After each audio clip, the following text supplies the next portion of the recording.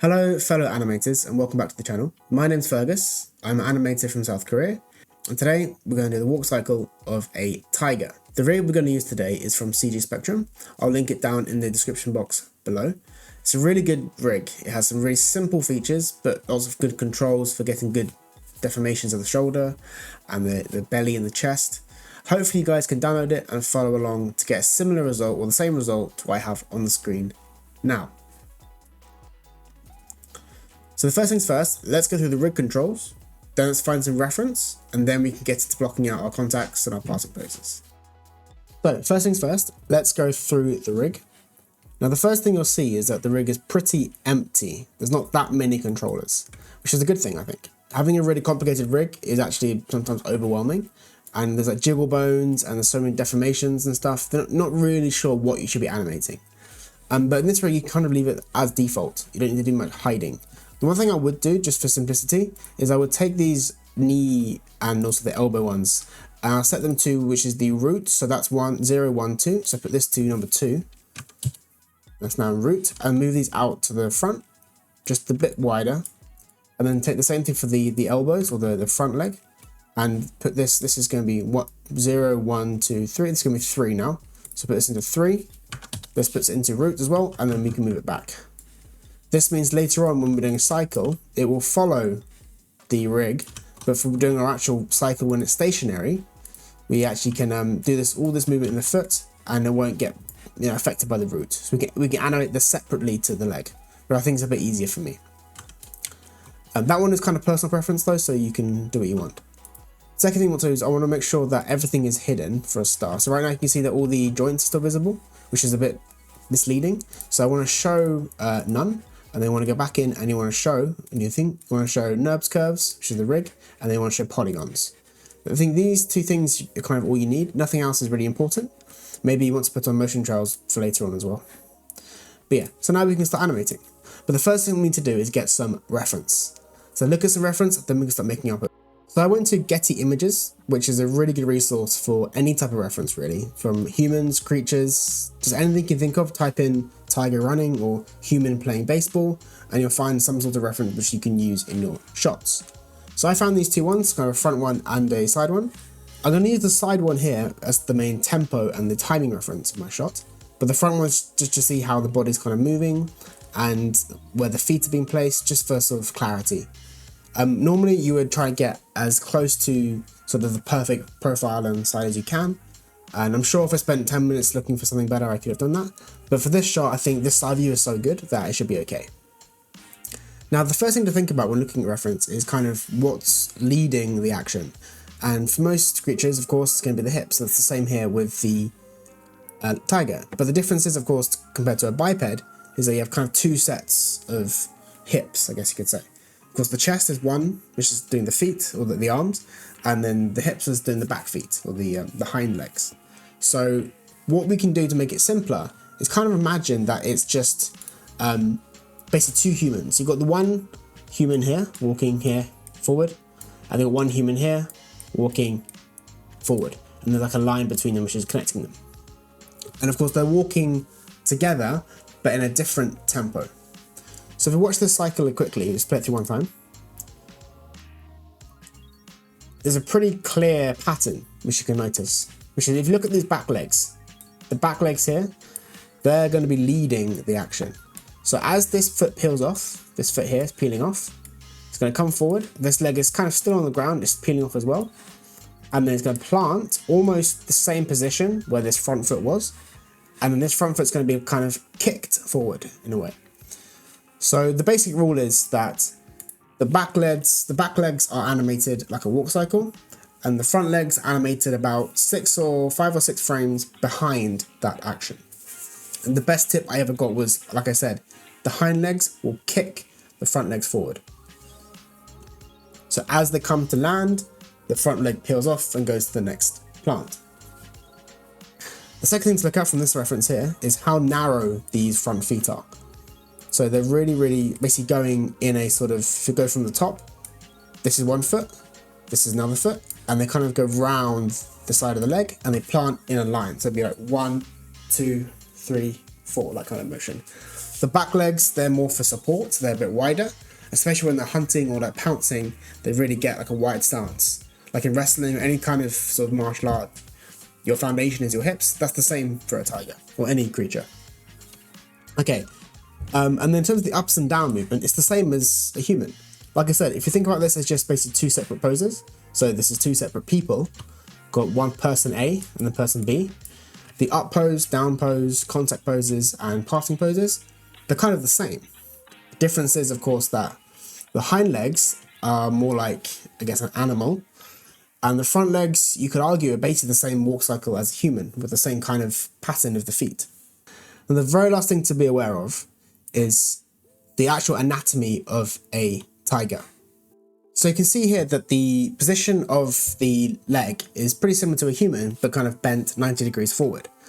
So we have, this is the thigh bone, this is the knee bone here, this is now the ankle, and this is the whole foot, basically. So that's kind of how the leg works. And then the same thing for the arms, of course. This is the elbow. So you have the scapula, they've got the forearm, that's the forearm, this is the bicep or the triceps, and this is the whole hand. But the actual anatomy is kind of similar. The last thing to remember, which is a kind of a golden rule, is this bone, and also this bone here, and this bone here, should always be parallel. If you have these kind of bent, like this, and this like that, it will feel really, really broken. And that's one of the main things to keep track of when animating a quadruped, of any type, dogs, cats, especially dogs. But they really want to keep this bone parallel, otherwise it's really, really painful for them. So with this reference sort of done, we can then go into Maya, start animating our shot. So with our reference, we want to have it in Maya or in some sort of video player that can sync with Maya. So I'm going to use the Keyframe Pro plugin, which is a paid thing, but you can just do an image plane and put this into the background of your shot. It's the same effect, but some way that we can scrub Maya's timeline and it can actually see the same change in the video player. So for me, I'm just going to use a plugin. So I take this, and because it's 30 frames per second, we're going to do 24 frames per second. I'm going to put this at 1.25, so it kind of multiplies, kind of kept the same, and I do sync. And now if I scrub Maya, it scrubs the timeline. So simple as that. Right, so this first pose, let's look at this contact. So I'm going to make this pose like I would do with pose-to-pose workflow, at least for the first few poses. Once I get the main kind of speed and shape down, we're then going to start going into layered approach and start doing individual controllers, individual feet placement, and then we can start polishing and splining from there. Right, let's go and do this first pose. If there's some moments where I don't speak, it's going to be sort of a time lapse, but hopefully this makes sense for you guys and you can follow along. So let's work on this first contact. Now, his neck is kind of down, so I'm going to bring this down. Just for now, I'm going to also switch this head into, this is a neck, I want this to be in root as well. So 0, 1, 2, let's put this into 2, so it's facing forward. The head is kind of something I worry about last, but just for now, I'm going to give you something simple.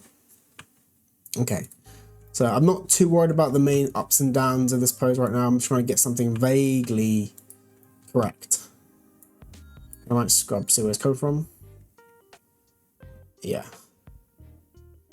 Actually, I have this contact pose on frame, that frame there. So I'm actually going to offset this, go back to the MVP, but offset by 2 frames. So hopefully now my first frame, yeah, that first frame is kind of the contact now. That's fine for me. Okay, so like I said, these have to be quite narrow, these controllers. So sometimes you can set a value yourself at 20, for example, set 20. And then the other side will be minus 20. You don't have to give us a whole value number, but just maybe for this tutorial, be simple. So minus 20 on the X. Let's work on this shoulder as well. So because the shoulder, if you imagine, is kind of in a straight line down, taking the weight, you're going to rotate this back. Now for this first pass, I'm going to stick to using rotations for the shoulder. Later on, we can start doing translations, but for now, let's stick to rotations because it's easier to control the shoulder using a rotation. Cool, and this is kind of up in the air. Maybe give it a slight rotation because it hasn't quite hit the ground yet. Instead, this shoulder needs to rotate the other way. It's going to rotate forward because it's leaning forward. There we go, and these sort of straight legs. Just like a walk cycle for a contact pose for humans has the straight leg, it's the same thing for a tiger. Let's work on this back leg now. So this foot has kind of just peeled off the ground. Let's bring this back a little bit. We can bring this up. And then this one is going to be going forward, or at least it's been planted on the ground. And I'm going to keep for now the initial wide stance. I might bring this in slightly later if it feels necessary, but for now keep it at the default wide stance. Cool. And this is going to be peeled off, so let's rotate this back. Let's also make a ground plane so we can see what's actually going on with the floor. That will be easier. There we go. And also you can turn on the ambient occlusion, which is this one, to give you like fake shadows. It will make your PC slightly slower, but my PC is fine. Hopefully yours is too. And you can also scrub to see where it's coming from, the motion. Okay, so it's definitely kind of just peeling off. It hasn't really left the ground, but it's basically left the ground. So maybe this little rotation. And this first pass is very rough, so we can definitely change things later. Okay, so now if you think about a walk cycle itself, the first thing to think about is the up and down, right? So I'm just going to make sure that this pose for the contact is about right. I think actually the height is kind of fine. Maybe give this a slight rotation forward, because he's kind of this cycle has got a kind of sort of prowling type mindset, right? He's kind of not on the hunt, but he's definitely sort of prowling with a bit of character. So I think maybe just try and copy this and give it a slight rotation forward. And same for this one. So remember, like a walk cycle for humans, the hips, they're gonna go with the legs, which is the same thing here. So we can take this Y value, the rotation Y, and bring it back, because of course it's going to be dragged back by this leg and leading this front leg. And there's a great way to look at this from the top view. If this hip is going this way, then this hip will go the other way, like that. But for now we can leave this alone because we're going to work on the translations first. That's for later. Okay, right, so let's work out how fast this shot is. So I'm going to zoom forward. I've got to find the second contact. So let's just select everything and then turn off geometry. This one is a good button to click. Now select everything and then I'm going to deselect with control click this box. We can set a key on frame 0. Okay, everything should be keyed now except the master control. And we can then find out where the next contact is. So I know it's not 360. Let's go back to 50 to start with and then make it easier. So 50, so we've got contact on 15, let's do contact on 30. There we go, that's perfect. So a 30 frame cycle at 24 FPS. So we can just, as I said, we already copied this pose. Let's make the opposite pose now. So there are plugins to do this quickly, but I'm going to use no plugins today. Let's just drag this forward, do the opposite pose. So bring this one forward, bring this one back, and of course the shoulders need to rotate opposite as well. Bring this one there. And we're going to do a stationary cycle today, by the way, stationary, no moving forward. I found that while they're also easier to make, they're also, I think, more useful when animating the shots. So I'm going to stick to doing a stationary cycle. I would recommend though, well, after you master doing the treadmill cycle, do try a more walking forward cycle as well, because it's a good skill to have. Okay, so then this is going to be the opposite. This is going to be dragged back, kind of off the ground. And then you can drag this forward. And then maybe you can zero out. So translation Y is going to be 0 because it's on the ground. Rotation X is going to be 0 because it's obviously not going anywhere. And for these two we can leave the same. Maybe I should put this to 0 as well. It should be 0. Am I rotating in? Yeah, well, cool. There we go. It might be a bit too wide, but we can fix that later, as I said. And then let's just for now, let's also do this rotation opposite as well. Okay, we are going to do rotations later, as I said. I'm doing a layered approach to this assignment. Okay, let's just quickly play this and see what it looks like with just the contacts in, to see what happens. Okay, so the timing actually feels okay. Yeah, okay, cool. Now the way I want to do this now is I want to get my sort of tempo of the feet down. I'm not going to polish the feet or even spline the feet, but I want to get the when they touch the ground, each of the contacts for each forepaw, I want to lock that down so I know exactly when they're hitting the sort of down poses and the up poses, and then I can start working on these chests afterwards. So let's do very rough pass. So let's start with the left leg, the left foot. Sorry, no, left arm. There we go. So right now it's fully straight. and it's still contacting the ground. Let's bring this back. Frame 4, let's bring this back still. You can even rotate this up a little bit. Bring this down so it's touching the ground, and then go to the curl, and then you can rotate this back a little bit. And also maybe use ball lift or yeah, ball lift. There we go, that one. So we get this nice pose. But you can see here it's still got a very straight arm. Look at this in. It's still got a very straight arm. So you want to keep that in your shot. So we've got to bring this back a bit more. Again, we are going to be changing these with the hips when we start animating them, but for now we're just getting the main shapes in. And for now, let's also leave the shoulder, because I think we can do the shoulder towards the end of this blocking pass. I think that's okay for now. I'm just thinking about the context. All I'm doing is just the context. Cool, and this is the passing pose. Let's go to frame 8. Maybe actually frame...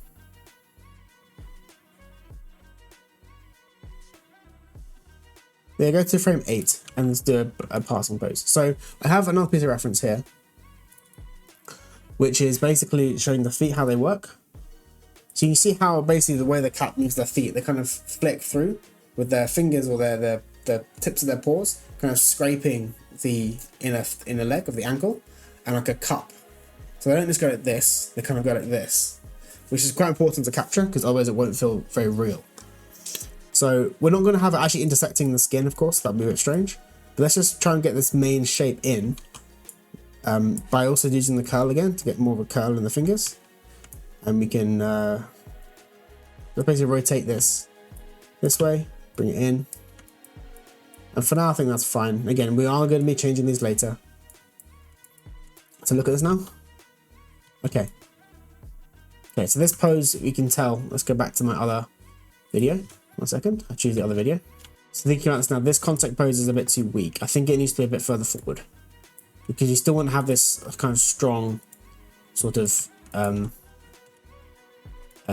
straight leg or straight arm to keep this power. So look at this now. Okay, I think for now, just to get the tempo down, that's probably fine. Again, we can change this later. Maybe bring this back a little bit more. We can change later. There you go. Cool. Okay, let's work on the next set of frames. So from 15. Yeah, so here it basically just leaves those on the ground. So what we can do, we can take this frame 0, middle mouse drag all the way to the end, frame 30, and hit S. So now this key and this key are the same. This key, and this key, at least for the feet, are the same. Okay, let's work on the other foot now, the front hand. This is kind of off the ground, just by a tiny bit, but I'm reaching forward. But I think actually we can work on this even more. We can push this further forward. You can work on the shoulder later as well. About there. And it's going to basically contact instantly. So let's put this now at frame 1. So we say 1 frame change. Let's put this back to 0. Rotation also to 0. So these 2 to 0. And I think also, just for the sake of clarity, put these 2 to 0 as well. Just for now. So that's our pose. And then we've got to walk forward. Cool. Still on the ground. And here's the peel off at frame 18. So at frame 18, let's bring this back a bit more. Maybe also rotate this down. And then we have to push it up to get the toes out the ground. And then we can use the curl trick again. Like that. And maybe ball tilt. Sorry, ball lift, sorry. Bring it forward. I try to use as few controllers as possible and keep it simple, but getting a nice pose is difficult. Sadly, this rig, and most rigs actually, don't have the proper deformations for the ball socket, because really this part of the body, if I see my mouse, the wrist, or maybe it's the knuckles, sorry, they really lead the motion, they kind of peel off like this, but this rig and most rigs I've used don't have the deformations to do that. So you have to kind of just do what you can using the ball lift and stuff. But at least having a straight leg is quite important. So I think in this pose as well, we can bring this back a little bit more. Again, the shoulder will help fix these problems with the overextending leg. So look at this now. It's the same problem again. Frame 30 is not the same as frame 0. So there's middle mouse drag, frame 0 all the way to 30. Click S. So look. There we go. It looks a bit better now. Yeah, but awesome. Okay, so I think the front legs, the tempo of it's actually looking okay. Let's look at the back legs now. So let's look on this one here, the right side foot. So this is the one furthest from the camera. So it's planted, and it's going to peel off about there. So right frame 12, let's actually lock this down. So right now it's rotating because of the frame 15 pose. It's going towards it. Let's put this again to 0, and also rotation X to 0. And anything else we can leave the same. And let's just work out exactly where we can get this to not pop. It's about there. I think, let's have a look again at the reference. Yeah, it's about there, I think. This is also going to be changed again with the hips, but for now we can leave it. I actually think we can bring this back further. About there, yeah. Again, it is currently hyperextended, but when we fix the hips, it will change. So we'll leave it for now. So I think for 15, actually, you can see here it's already quite bent. So I actually might adjust this pose to be a bit further forward. And maybe rotate it back a little bit. Again, remember I said earlier about having these lines parallel. So this line here, this one in the upper thigh, and this wrist or ankle joint also upper thigh. So again, we can change this, I think, on frame. No, that's fine for now. Okay, and then where's the planting? It plants there, frame 25. So frame 25 is bring it forward, get the right angle. Let's put it down to 0 and to 0. There we go. That's now on the right pose. And don't worry about these pops. Again, like I said, we're going to fix these later. Maybe actually this frame could be frame 11. So I'm going to shift click, make sure everything's cleared, everything's selected, or everything's unselected, sorry. And shift click to frame 12, bring back one frame. So look at the skin. Yeah, okay, it's better for now. Okay, cool. Let's work on the last leg, which is the similar motion but just offset again. Okay, so this is already on the ground. Find the plant. Plant's frame 10. Frame 10. So bring this forward. Frame 10. Again, 0, 0. You know the drill by now. I think that's also quite a straight sort of leg like that, right? So let's bring this even further forward under the belly to really make this work. Cool, make this 0 as well for the X just to make it simple. And where does it stay? Stays on the ground. Basically till frame 27 is on the ground. So that's also per set key here, 0 and 0 on these two keys. Let's lock down the shape. And yeah, I think that's there for now. Okay, so already you can see how basically this front leg, so this back leg, sorry, as it picks off, it's going to reach towards this part of the ground, and as it kind of comes in, the front leg kicks off as well. So I think at this stage, we can call this, I guess, the leg pass is done. Let's move on to doing some layered stuff in part 2 with the chest and the IK chest and hips. Okay, but before we move on, please do leave a comment down below and like this video. Part 2 will be here probably within the next 24 hours, if not less, so please stick around and wait for that to come up. But yeah, please do like the video and I'll see you guys in part 2. Thank you. Welcome back to part 2 of this Tiger Walk Cycle series. In this video, we're going to go through the IK chest and the IK hips, and maybe do some more spiny stuff to the feet as well. If you're new here, please do subscribe to the channel and go and watch part 1 where we start out with the reference and the blocking pass.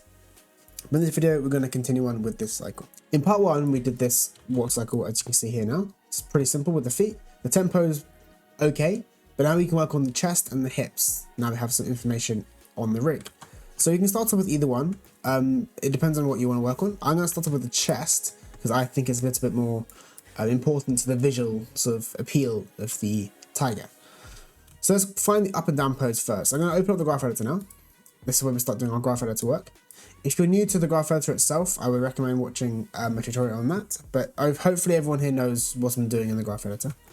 And I'm using stack view for most of my stuff. And the reason why you can't see this box is because I have the sync selection on. And also my colors are different because I've gone to where is it gone? Here, color settings, and you can change your sort of graph editor colors. I've done that so I know that this is always going to be rotations. These 3 are rotations. These 3 are translations. Just easier for me to see visually. But I'm just going to look at the translation Y for now. So let's look at our reference and see what's going on. So let's find the contact pose. So this is probably the contact, so nothing really has changed here. I go to translate Y again.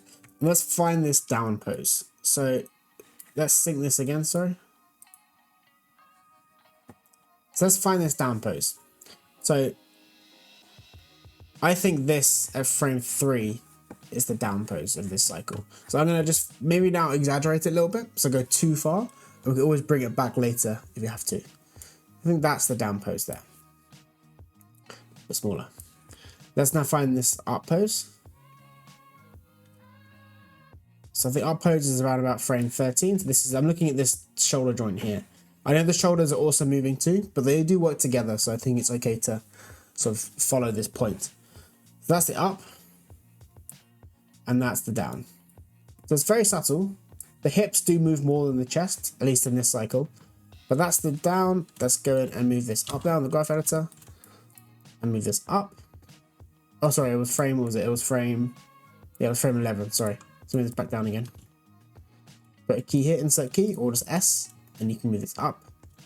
And I think for now, let's go and hit the auto tangent just for now.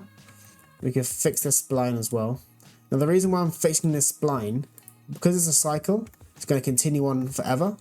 But of course, the splining should never be flat. If it was like this, back at default, it's going to come in, slow down, then go fast again, which doesn't make sense. It's a continuous movement. So make sure your first key and your last key, which for me is frame 30, is at least not flat. At least makes sense with the splining of your curve. So maybe I'll push this up a little bit more. Okay, now what we can do, because it's the same thing repeated, so the up and down happens for each step, we can actually just copy and paste this. So I'm going to select these 4 keys, Control C, and then go to frame 15. Make sure you, oh, I made a mistake. Click it again. And select this key though, it's important to select it. And then Control V, and hit, you can just, my voice on, sorry about that. We can select this key, and we click Auto Tangent again, just to reset all this one here, sorry, and just reset it down to normal. So now if we fix this as well, there we go, we have a pretty nice repeating cycle. So the down is clearly too exaggerated, which is fine, because like I said, we want to over animate it first. But now we know it's correct in the timing. I think we can move this up a little bit. Move this up. So look now again.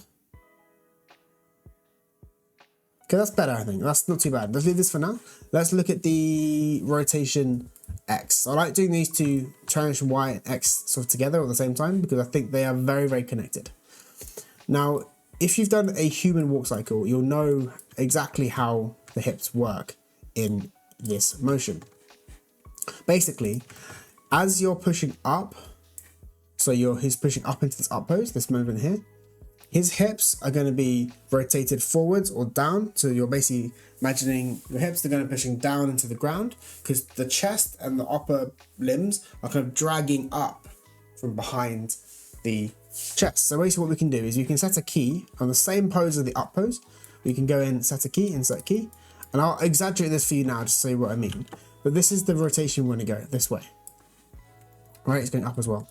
It's basically, as I said, it's coming forward, it's dragging up. So the hips are dragging in time.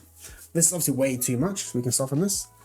And the opposite is of course true for the down pose. So go back to the down pose, and I'm going to make this really, really big. This is the action you want. And just like we did for the translation Y, you can Control C, go to this frame, go to the right frame as well, and then set the curve and Control V. And then this curve is broken, so do auto tangent. We'll fix the spline here, fix it. And this one, we've got 2 keys, so delete this one. And there we go. And now if we play this, it's going to be really, really, really strong. Yeah, there we go. Okay, let's make it a lot softer now. So I'm going to go into real work, what's the word? Hit 1 on your keyboard to get to this mode. So now what we can do, we can go Shift, Control, hold them down, and right mouse button click in the middle of the curve. So right now it's in the middle here, about 20 for me. I'm going to scale it all the way down like this. A lot smaller. Let's look at this now. There we go, it already looks better. But now I think it's a bit too low. So now we can take the whole curve itself, move it up, actually move it down, sorry, and move it maybe closer towards 0, this sort of curve here. So now it's kind of more in the actual location it should be. Cool. That looks okay. That's not too bad. Right, let's go into the translation X now. So this is the side-to-side motion. So now looking from the front, the way it's going to work is when it's over one leg and one leg's pulling through the passing pose, then the hip's going to shift over to that supporting leg, right? So that's where the extreme is. So basically, you want to find this passing pose, which is going to be here, right? When basically the feet are fully off the ground, and this is going to be completely across to the side. Again, I'm going to exaggerate to start off with, then we can tone it down later. Now this time we don't want to Control Z and Control V because this is only going to happen on one point per step. So now we need to go to the other key, which is probably going to be over here at frame 23, and bring this side as well. And then this middle key, again, auto tangent, A. And this is what the curve looks like. I'm going to go back to stack view, so I like it in stack view.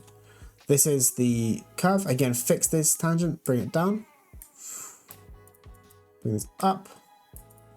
And then we can see what's going on there. Okay, but again, it's too big. Let's make it smaller. Back into the stack view. And if you wanted to do some hotkeys, or wanted to do some actual, what's the word? Some actual calculations of how much you want to scale it, go to the scale box, value scale pivot. Let's put this to 0.8, which is a good starting value, and just hit apply. Get smaller, maybe hit again, and just basically keep playing it through until it's still too big. Apply, and then one more time. There we go. I think that's about right. Cool. So now we have this motion of the chest. Looking better, isn't it? Cool. Okay, let's go to the rotation Y now, which is the easiest one I think, because it's going to basically be the opposite on both contacts. So this is the contact pose where the left foot or the left hand is fully forward. So this is going to be really, really rotated forward like this, isn't it? So I'm going to exaggerate. So this is a value of, let's put this a value. Let's do -20 just for fun. -20, and then these two together, put this at +20 because it's opposite. Again, you want to, actually this time you don't need to fix the curves, because if you see here, the curve naturally is going to be flattening out at the top and then going back down. So this tangent is correct. So now we can look at this, and from the front, you can see what's going on. Cool. Again, way too much. Let's go back into the scale box. Well, actually, I have a hotkey here, right? So what I've done is I've taken this, this 5.8 and I made it to a hotkey, which I won't explain now because it takes more time up. Basically, I hit this button and it scales it down for me. So look at this. I think a bit more at 0.8. And 1.2 is getting bigger, of course. Okay, for now I'm going to leave it at that. I might make it smaller later. Cool. Okay, and the last one is the rotation Z, which is also pretty simple. Basically, it's the same as the translation X. So where this pose is at its highest, this is also going to be at its highest. Delete this key for now. So I'll go to stack view. I'm going to insert a key here. Now, basically, this is going to be quite subtle because the shoulders do most of the work. So the way that the clavicle and shoulder works in a cat is they can really push them up and down with the weight. But we don't have the same level of movements. I can do a little bit right now, but they can really push it out, which means their chest doesn't actually need to spin as much. It can just sort of take the weight, and the shoulder is what's holding it off the ground. Even so, we need a little bit of side-to-side movement with this chest. So as it's off the ground, this leg here is going to push up, so it's going to rotate this way, like that. Yeah, so it's going to basically, this leg is falling down because of gravity. It's going to take it down. So the same as this curve here. Let's go to this key, put in a key, opposite side. Again, hit these two keys. Let's have a look. Let's do a test. Cool. You see how it looks, but there's way too much, as I said. So let's go back to the normal view. I'm going to scale it down quite a lot. Let's have a look. You can barely, maybe one more up, and 1.2 this time, getting it bigger. Cool. So the value I've got here is about -5, and this is going to be, again, about +5. Maybe I can make this 4 and make this maybe -4. Does not have to be even. Actually, being different is better, but just for the sake of this tutorial, make it the same. Normally having variety in your contact poses is better because they never walk identically, but yeah. Okay, cool. I think for now we can leave that chest as it is. Let's go on to the back pose. This is kind of the same, but just offset, but this is actually going to be leading the action. Okay, let's start with the translate Y. So let's find this pose for the Y. So that is about the same tempo. So this is the passing pose. I think this is the up pose, right? Which is frame 7. So I'm going to put a key in here and I bring this up. Maybe do it in the graph edit this time. So do it in the viewport, sorry. So about here. I want to make sure the legs doesn't get too broken. I will polish them again later, the legs, but even so. And because this is the up pose, we can pretty much infer that the down pose is about frame 2. Maybe frame 1 even. Maybe frame... Let's have a look. I think frame 1 actually. No, actually frame 13. Frame 13. So actually what I'm going to do is I think actually frame 5 is the up pose. So I'm going to shift this key back a little bit and go to frame 12 maybe. Yeah, frame 11. Make this the thingy pose, the down pose. So if I just to compare, see what happens. Look at these two together. Yeah. So basically it's kind of symmetrical, but how it's opposite. So this is basically the down pose at frame 3, the down pose of the chest. But then the up pose of the hips is at frame 5, and then up pose is about frame 11. So here you can see very clearly that it's about a 5 or 6 frame offset of these two curves. So the hips go first, then 5 or 6 frames later, the same thing happens in the chest. Like I said, I'm going to copy and paste, so Control C, go to frame 15, select the key, Control V, and make sure this is tangented. And this time we do need to fix this, so I'm going to delete that key and make it do like that. This one as well, do like, oh, sometimes it doesn't work, do like that. There we go. And that should be fine. Let's have a look at this now. So he has offset. Cool. Okay, let's work on the rotation X again.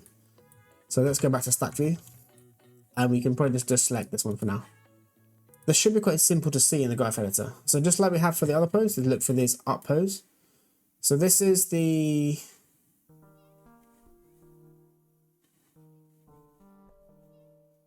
up pose about here, isn't it? Let's go back and do it together again. Yeah, up pose is here. So let's select this again.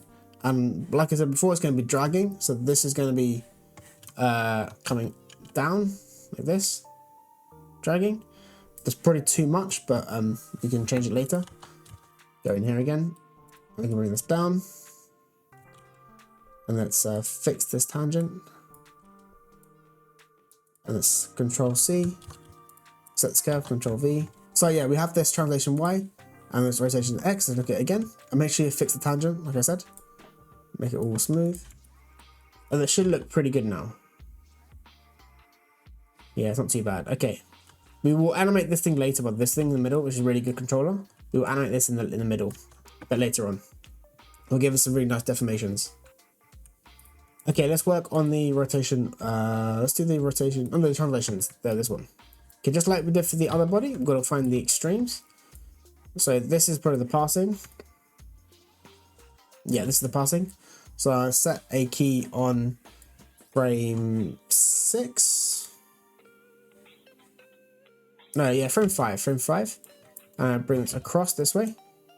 Not too much, as I said, because it's got quite a wide stance and the hips are also supporting it, so don't need to worry about too much. But do bring it across so it feels balanced. Like that. And then the next one is about 5 frames after the contact. Let's go to frame 20. Yep, the opposite. And that should be fairly symmetrical. Maybe this is too big. Maybe 1 frame later. No, that was fine before. But make sure you fix the tangents though, of course.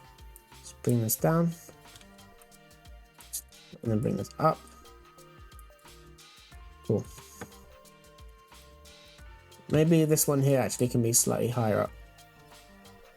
Just a slightly smoother curve, and bring these two down a tiny bit. Just to have it slightly smoother. There we go. Look at this now. Okay. Right, that is pretty big. And I think actually my translations in the feet, they are too wide. So I think my feet are too wide. But I am going to leave it for now because I want to make sure it makes sense. It looks a bit... What's the word here? It's a little bit strange in the feet. But don't worry, we'll get to the feet again later. Okay, let's work on the rotation Y. It already has keys for some reason. Let's delete these. Okay, so we want to make sure that at the stretch pose, which is this pose, frame 11, it's the most rotated this way. There we go. And then we also want it to have the opposite, so that's about 4 frames behind the contacts, about there. There we go. And have the opposite kind of thing. And delete this. And make sure these are nice and smooth. Cool, bring this one back. I miscounted again. And we should, if I just check this out. Okay, I think these are all very over animated, which is fine, because we can fix these. So I'm actually going to fix this now, because this is annoying me. So this translation X in the hips is too big. Let's go down here. I'm going to scale it down by 0.8 a few times. And same with the rotation Y. Select this as well. And I think this is too much. I'm going to bring this back a little bit. About there. That's a bit better. Try to make a nicer curve. Cool. Okay, and also I'm going to change his feet now because they're annoying me. So this is our currently at, go to this curve, 0. So that's obviously not, that's too wide. Let's bring this in. And then it's going to be planted way too wide. Let's bring this into about there, which is going to be -10. Let's do -10 in the viewport. Sorry, in the channel box. And same here, it's a -10 here. The feet will have some sway when they're going through the air. But for now, let's keep it all at -10. Actually, I'm going to select everything. I'm going to set this all to -10. -10. There we go. And then this one here, select this all together. So all of this, put this to +10. It's good, it's the opposite, right? +10. Cool. So look at this now. Should be a little bit more natural. There we go. Already feels a bit better. Cool. Right. This is meant to be the hips video, so I'll do the hips. So let's look at the rotation of the Z axis. So this is again similar to the front foot. When the foot's off the ground at this passing pose, which is at frame 5, it's going to push up on the opposite leg, so it's going to push this way. Like that. It's going to push up the way. Again, way too much, but that's okay for now. We'll just leave it like that. I'm going to delete this frame 11 key, and I'm going to delete this frame 26 key as well. And let's go to the opposite one, which is about frame 21. And bring this up. So what was this value? This is -40. This is -10 for now, just to test it out. And then put this at +10. Put this to auto tangent, and I'm going to bring this and this down a little bit, and let's make this there, and bring this up a little bit to make it a slightly smooth curve. Yeah, and I'm also going to bring this to frame 30.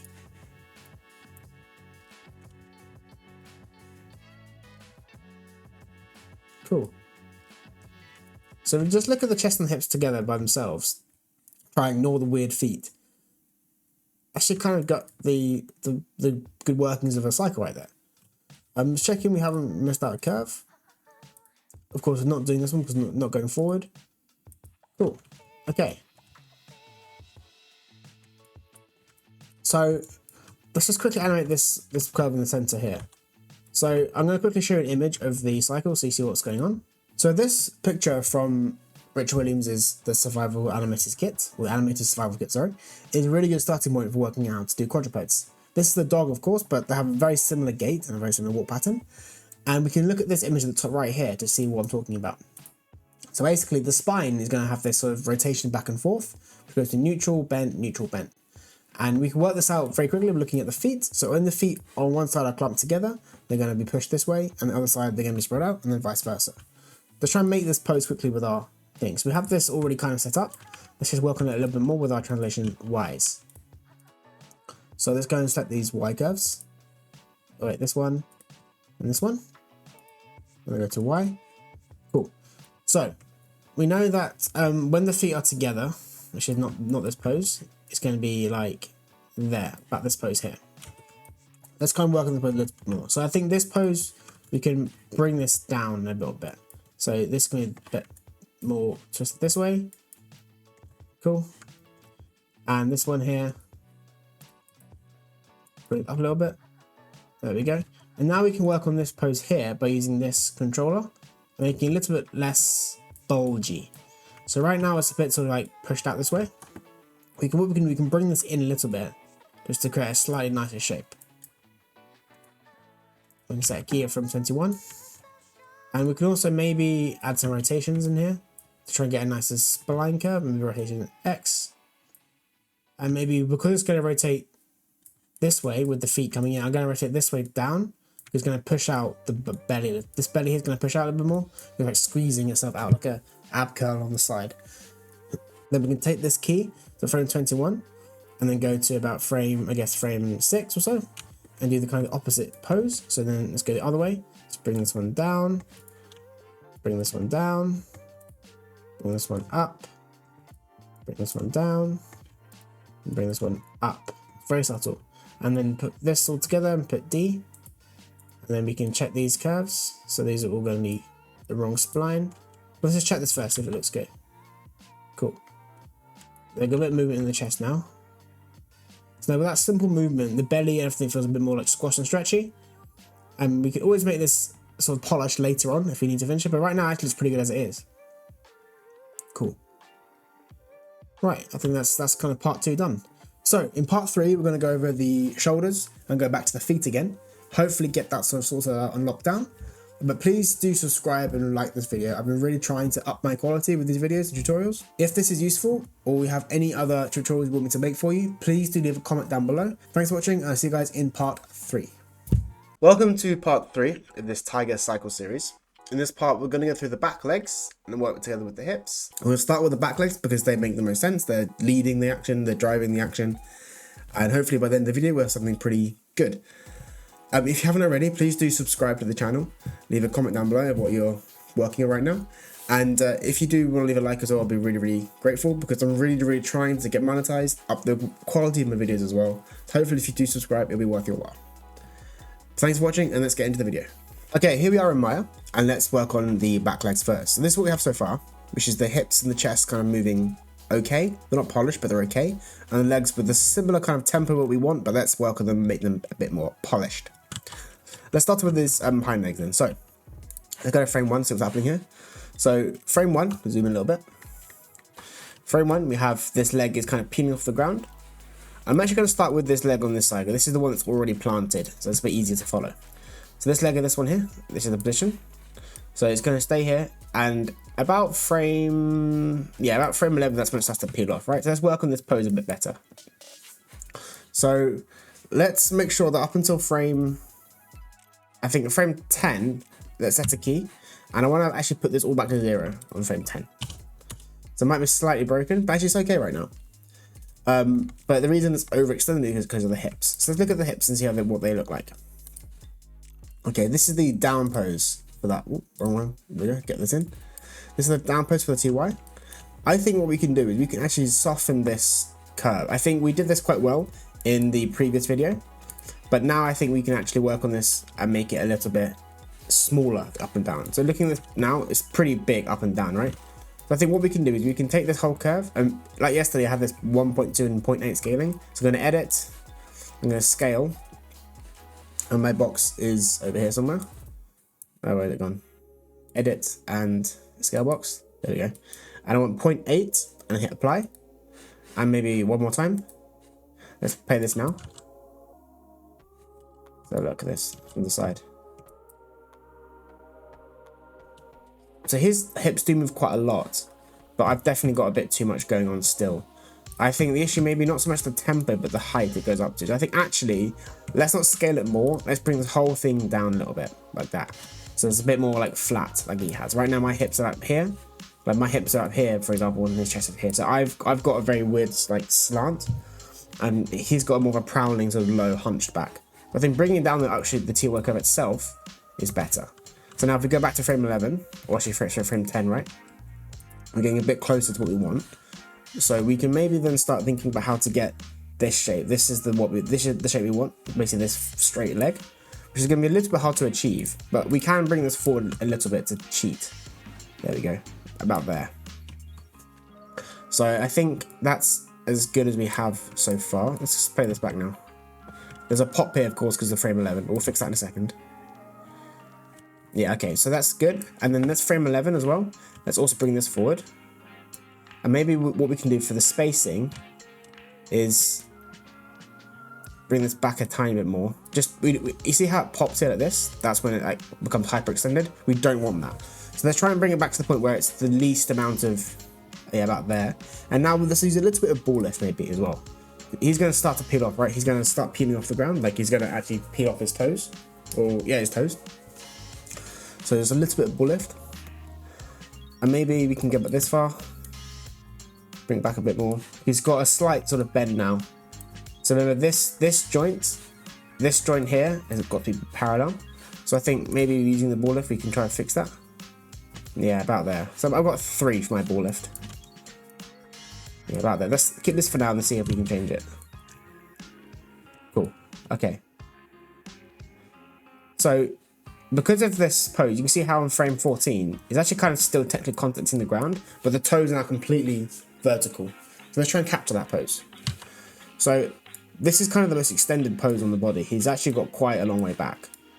See, look how far this goes back, right? So let's try and bring this back a little bit. And this time what we can do is we can set a key on everything again. So everything's keyed. Let's rotate the foot completely backwards. Let's add some more ball lift in again. Maybe not too much, just a little. Actually, maybe this rig doesn't have the best deformations. Let's just put this back to 0 now. On the ball lift. And just use rotations. Maybe a little bit of curl, just to get the toes back in.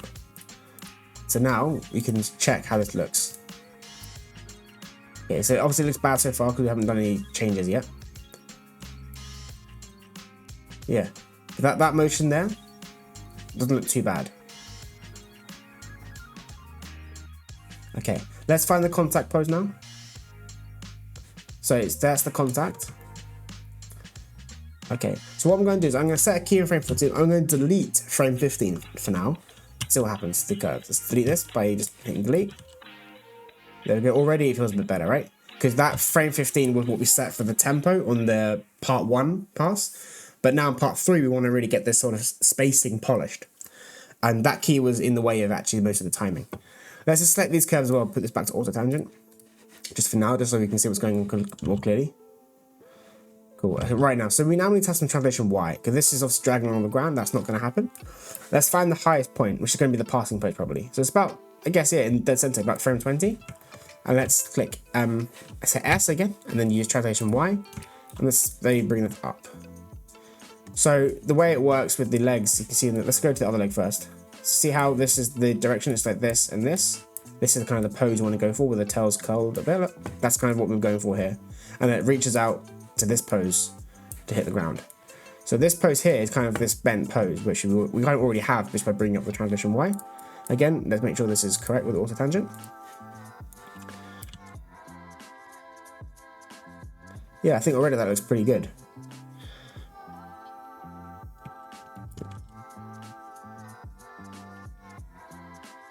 Cool.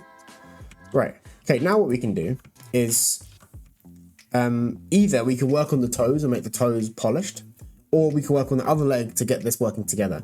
If it doesn't matter which way you do it, I'm going to work on the other foot first, so everything kind of slowly becomes polished together, right? So let's go to the other leg and do the same kind of process. This leg isn't finished, by the way. Just we're going back and forth between things. Okay. Actually, one thing I did notice actually is this leg.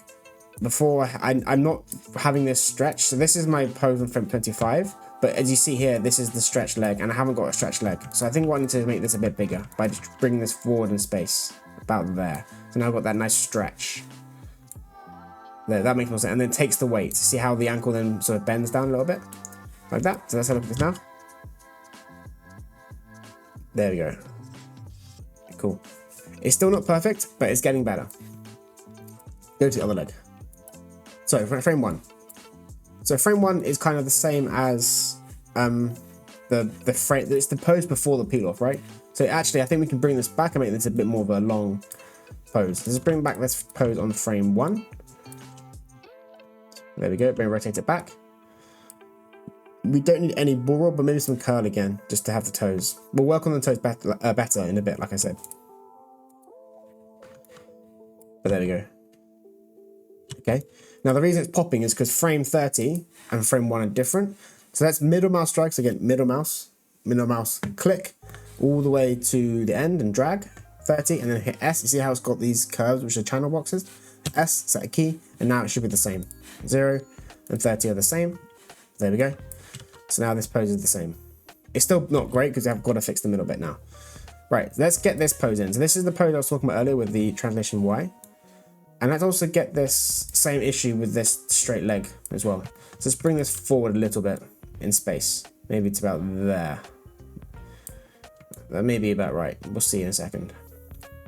Yeah, okay. Go to frame 5 or so in the middle. And let's get this translation Y curve in. Let's go to translation Y. Bring this up. And let's also set this auto tangent again. We're going to fix all these splines in a second, by the way, don't worry. I know that these, for example, this one needs to be this, but they need to, I can't talk.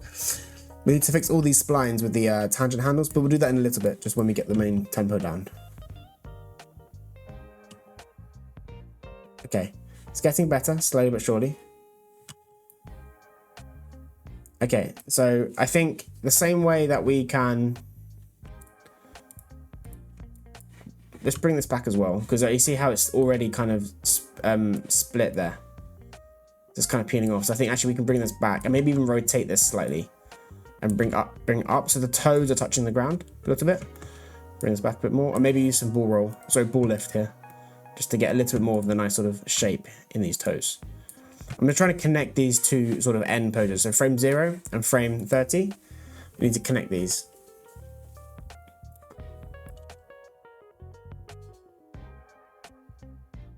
Okay, right, let's go to the middle. So frame 15. So where is he contacting the ground? He contacts on frame 10, which I've got. And then I might delete this key of frame 15 again. So just delete it, see what happens. Yeah, okay, it does that, which I thought might do, but then let's make sure these tangents are auto tangent. There we go. So now it goes back to the kind of right place. But of course, we do need to make sure that at frame, because right now the translation Y, you see how it's increasing?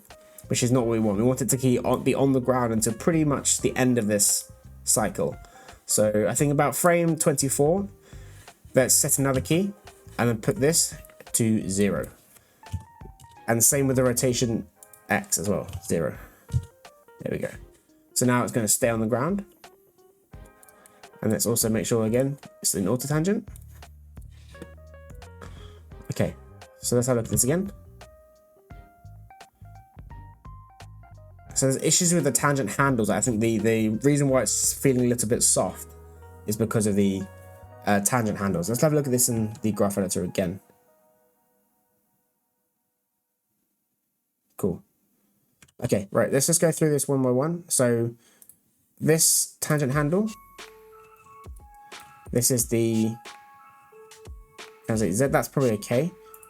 X, again, this needs to be in auto tangent. Okay, right, let's what we can do now actually, let's set the whole rig. It'd be easy to do it this way. Let's set all the rig and then deselect the master, and then make sure you go to view and then infinity, which shows you the curves. Select all the curves, then go to curves cycle and then curves cycle. You gotta select the curves. And then we can go back to the feet again, sorry, and now we can check this. So translation Y. So you can see what I mean right here. This is the curve coming in, and then this is the curve coming out, which is not matching. So we've got to fix this to make it smoother, like that. And maybe we can fix this one too. There we go. And clearly this curve here is an issue. So I think what we can do here is we can actually make this a spline, like this. And maybe we can insert a key here to maintain that shape. So now it's going to come up. There we go. So yeah, it's a bit more smooth. Cool. And then let's go to the other foot and do the same thing. So go to the translation Y. This one should be fine, right? Because it's just going to be going on the ground. So that one actually doesn't need changing. The rotation should be fine as well. Yep, the rotation seems to be fine for now. Go back to the rotations of this one as well. We didn't check this, did we? Yeah. This is actually not too bad. What we could do is bring this up slightly. And we'll do the curls for the toe in a second. And then this one I think might be okay. Maybe bring this one back a little bit. Just so it has a little bit more of a smoother curve. Maybe also we can put a key about here. So insert a key and bring this up a little bit.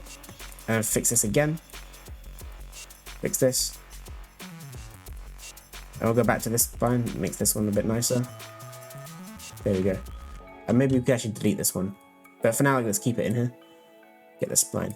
So making sure the curve is smooth, going in and out of your cycles is really, really important. Let's look at this again. Just the back legs. There we go. I think already it looks a bit better. Okay, so what we can do now is we can also check the motion trails. So Animbot, which is this plugin at the bottom, has some really fast ones. But I'm going to stick to Maya's inbuilt motion trails because this is a beginner tutorial. So we're going to select one of the toes, preferably the one at the very bottom. It doesn't matter which one you choose, but the one furthest from the ankle. So this one at the bottom is fine. Going into visualize and create editable motion trail. And then this box comes up. Just do default, it's fine. And apply. And what we can do now is, I'll minimize it for a second. You see how it creates a motion trail? But it's a bit hard to see what's going on. So I'm going to click on the motion trail, select it. And in the attribute editor, which is this box here, attribute editor, we can click on show frame crosses. And then I'm going to choose this to a yellow color. I prefer yellow. So you see these crosses and I make it a bit bigger to see. Then it shows us the spacing of the foot as it's going through the whole arc. And already we can see some issues. So put this back on. So let's look at the spacing of this. So let's go through this leg. So already you can see very clearly the spacing issue is right here happening this point here, which makes sense. It's the point of the two curves combining, which is why you got to put on these motion trails. So this is one issue is because frame 30 and frame 1 are the same. So what we can double our timeline, or you can minus 1. Let's do -1. So let's do 29 here. 29 for now. In this box here. So now we have one frame less than our cycle. So right now, frame 29 and frame 1 are different, right? Which means that the cycle will loop and the frame which is double won't play twice. It'll be just a perfect loop. So play it again, you can see what I mean. It already feels a bit smoother, right? There's no double frame. In fact, actually, I think that's nearly perfect as it is. I don't think we need to do much editing at this point. We'll polish this more later. Okay, cool. One thing I do notice though is I think actually we can have a bit more of an arc. So right now it's going flat, which is fine, it's on the ground. Then it's up and then it's going flat. So we can make this a bit nicer by going to the translation Y. And I think we can actually bring this up a little bit more. Bring it up. Just a little bit. Maybe then bring this one down. The motion chart is a bit slow, by the way, so I would make sure your PC is not running too hot. So yeah, it's very slow to edit this. That's why I use Animbot for this tutorial, because it's a bit quicker. Sorry, for my workflow, because Animbot has the same thing, but it's just a lot faster. But I think for now, we can leave it at that. Now, one thing that does happen is that the toes will actually... They won't like slide in, they'll kind of go up and then sort of push down. They'll like fall on the ground essentially. Because walking is essentially falling and then you catch yourself. So I think for this curve here, what we can do, we can insert a key and we can actually bring this up a little bit. Just a little bit. And then also maybe the spline. What we can do, we can break the tangent handles. So if you right click and there'll be where is it gone? Yeah, break tangent. Let's break tangents. Now it's individual handles. Make this one a little bit more linear. Maybe just actually make it completely linear like this. And you see how now this curve you can see already in the trailer, it goes in and then kind of goes down quickly. It's a little bit more natural. And now this arc, it's not perfect, but it's a bit smoother now. So I just play this back at speed now. Cool. So if we look back at our foot, see what I mean? It kind of goes in and then stomps down. So I play it again. It goes in, stomp, stomp. So that's the motion we're going for, which I think I've kind of got here. If anything, this could be a bit bigger. Maybe actually have this one go a bit higher up. Maybe this one delete this one. So I've got this nice curve here. And then I think because it's actually going to go, like, if this is the floor, it's going to go, it's not going to do this, it's going to do this and then come down. You want the foot to travel forward a little bit faster. So we can go to the translation X curve now. This curve, we can insert a key. And this is the one that's going back and forth. And bring this up almost to the same value. Not quite, but nearly. You don't want it to go too far over though. Fix the spline. Just like a nice spline in. And then maybe we can delete this. What happens? Yeah, delete that one. And I think that's a lot better now.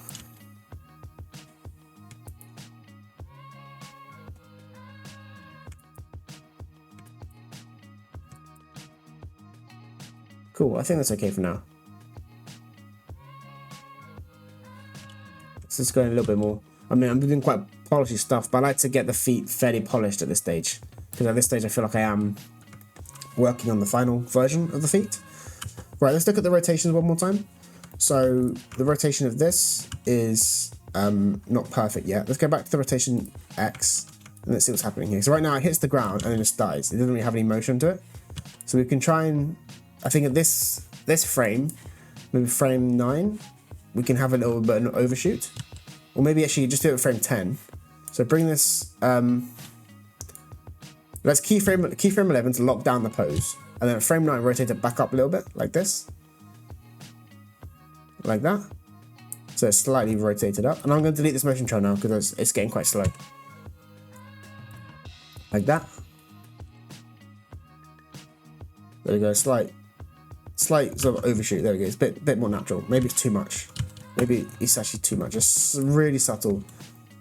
Really, really subtle. Yeah, I think for now we can leave that foot and we can work on the other side. I mean, again, it's not perfect, but we'll come back to it. Maybe, okay, I think the issue is it's too fast. I think even though we want that stomp, it's going too fast towards the this pose. So let's bring this down a tiny bit. There we go, bit more. I'm going to use the Animbot motion trails from this point on, just because they're faster. But bear in mind, yes, you can still use the Maya ones, and they are the same. This is just faster. So I'm going to use this one. Oh, that's the wrong place. I want to track the toe, don't I? The reason I'm tracking the toe and not the ankle is because I will track the ankle later as well. But I want to check the rotation of the toes, how they're going through the air. And that's obviously more important to me because that's the final point of the limb. But I will be tracking both. I think that's a bit better now. Cool. Okay, let's do the ankle now as well. So let's go to the ankle, which is yeah, that's this point here. So the rotation point. Let's check this. Okay.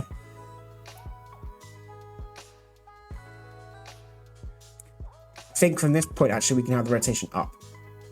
I think that will make it a bit easier. So let's go back to this curve now. Yeah, so they have the rotation X, overshoot, about frame 8, so it's kind of coming in, and then it's going to come down onto the ground. They don't really heel strike. Tigers, they kind of more plant their feet. They don't, humans, they heel strike and then collapse, right? They leave with the heel. Tigers don't really do that as much, but it still makes sense, anatomically speaking, to have that sort of pose. Yeah, I think that's better. Cool. Okay, I think for now we can leave that and we can move on to the other side again. Okay, what we can do to make this easier is we can flip the animation onto the other leg. So we can select this key and we're going to double click in the timeline, go right click and then copy. And maybe save your work one time just to check this doesn't fail, because this sometimes doesn't work.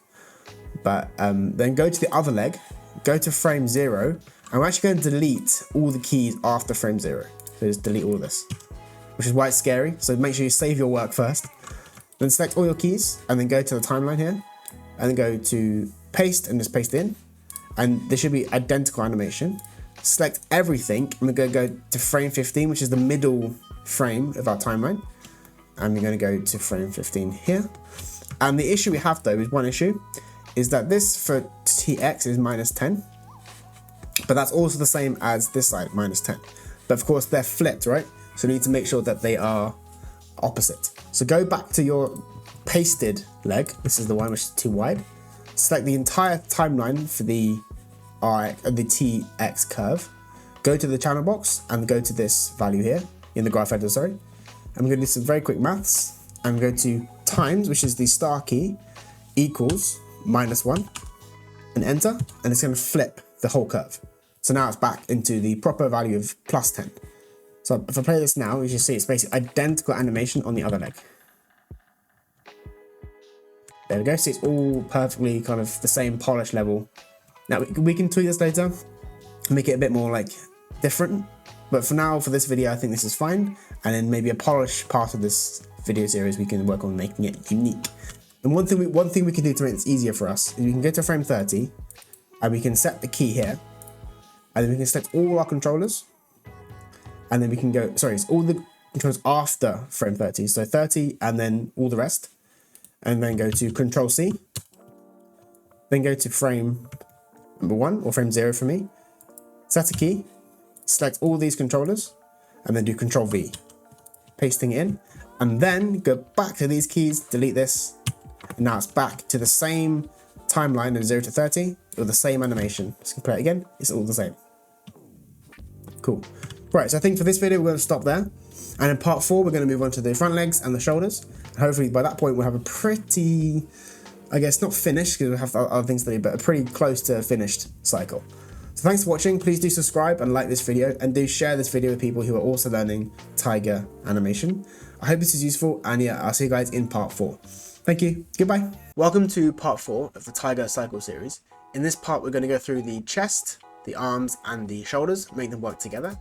And hopefully by the end of this part, we should have a pretty good cycle. If you haven't already, please do subscribe to the channel. Go and watch parts 1, 2, and 3.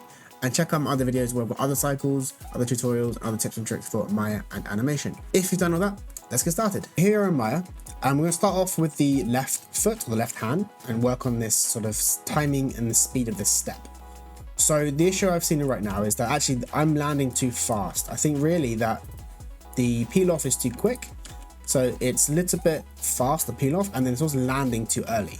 So I think it can actually peel off and land about frame 17. This is when it's kind of landing at frame 17. So I'm going to lock down this key here, click S. I'm just going to delete frame 15 for now. Delete it. And the second thing is happening, I think it's leaving the ground too early. So the reason I say that is because the way I mentioned in part 1 is how the back foot is going to kick the front foot or the front hand forward, right? But right now it's kind of happening together. I think it can be offset a little bit more, which means delaying the left foot. So let's go and look at this now. And I'm going to basically put this at, I'm going to keep this frame 4 pose. I'm going to keep it on the ground by keying it, setting the translation Y, and pressing X to 0. I'm going to match the, make sure the X is also the same for the translations. Now the shoulder is obviously having a bit of an issue here. So let's fix the shoulder for a bit. So the way the shoulder works, as you can tell, is that this pose is kind of pretty straight with a sort of slight bend at the elbow. And it's called the elbow, not the knee. And then we can reset this pretty easily by just bringing this backwards. And then also there's an issue here with the curl and the ball lift. Let's put this to 0 for now. We can fix it in a bit.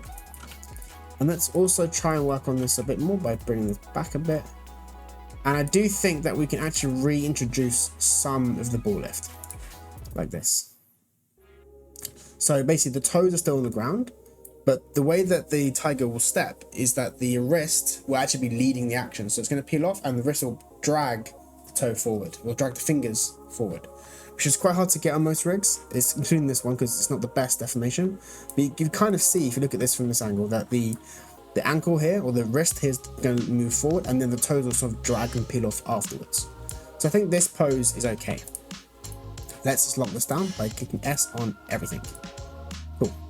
Right, so frame 8 is kind of still a little bit, I think actually frame 8 is okay. What we can do though is we can fix the shoulder. So the shoulder's going to drop. So we can basically bring the shoulder back a bit more. So this arm is a bit more bent. So the elbow is dragging more. And we will add some translations later, but for now I'm going to add a little bit just to get the idea of what's going on. I want to do this object mode. I think it's a bit safer, so we can see what's going on pretty clearly. So go to Control Shift, right click, and go to object mode. And I'm going to use translation Y for this one, and just bring this down a little bit, not too much. You don't want to, if you go too far, the rig will look really strange and break, and the textures will also break too. Just do a very subtle amount. Just imagine the shoulders going dropping down. That's what you want to feel like.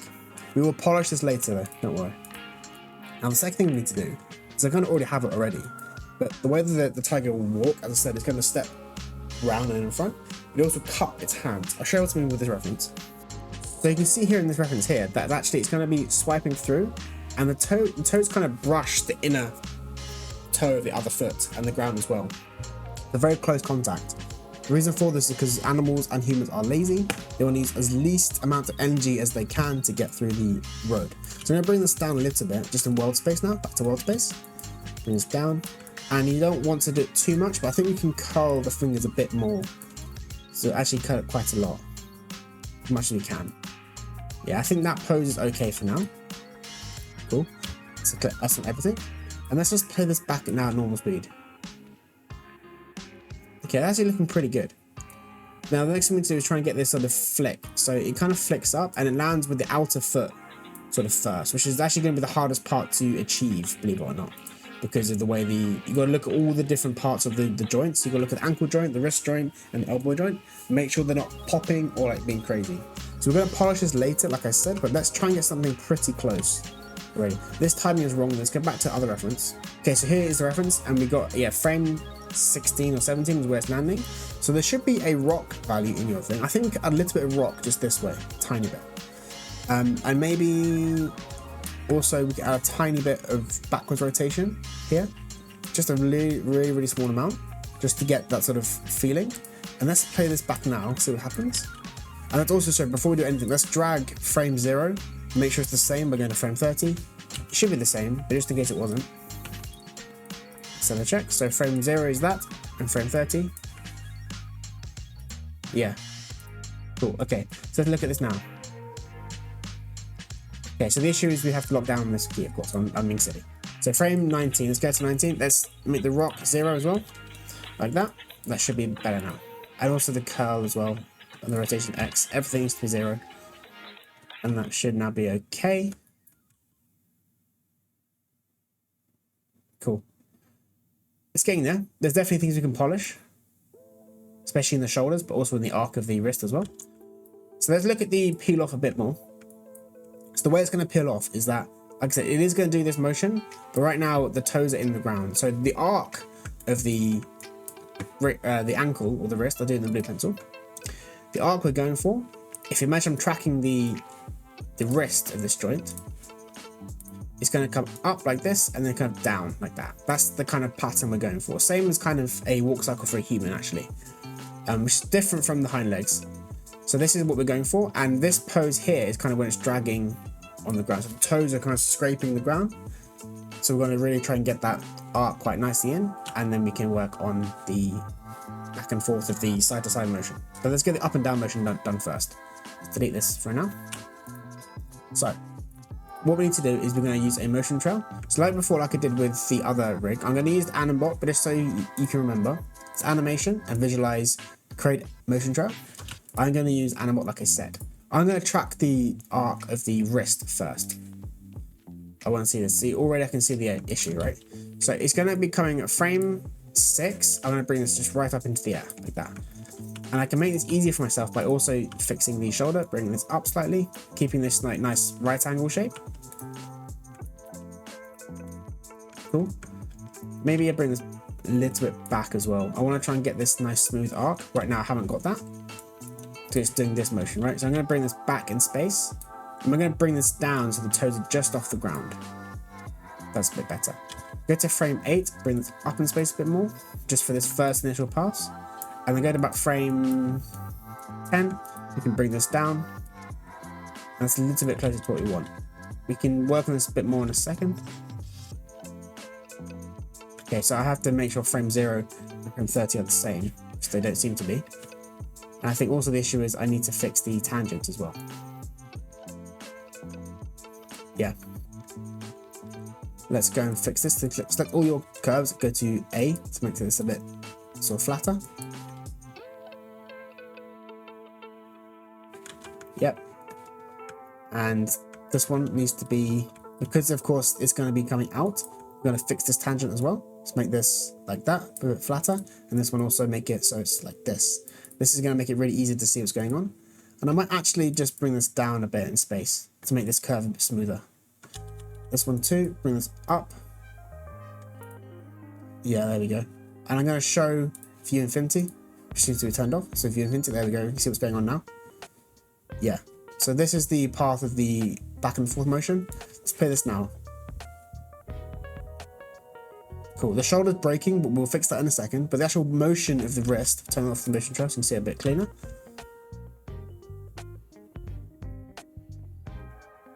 Cool. Sorry, let's work on this side-to-side motion now.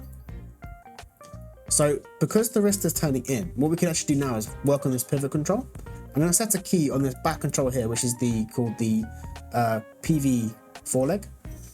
And I'm going to bring this out like this. If you remember from part 1, I set this to root space, so it won't be affected by anything that the IK controllers are doing. So it'll stay in space here. So now what happens is as it comes out, the elbow also shifts out a little bit. We can go a little bit more maybe. So it has a slight sort of natural sort of swinging through motion.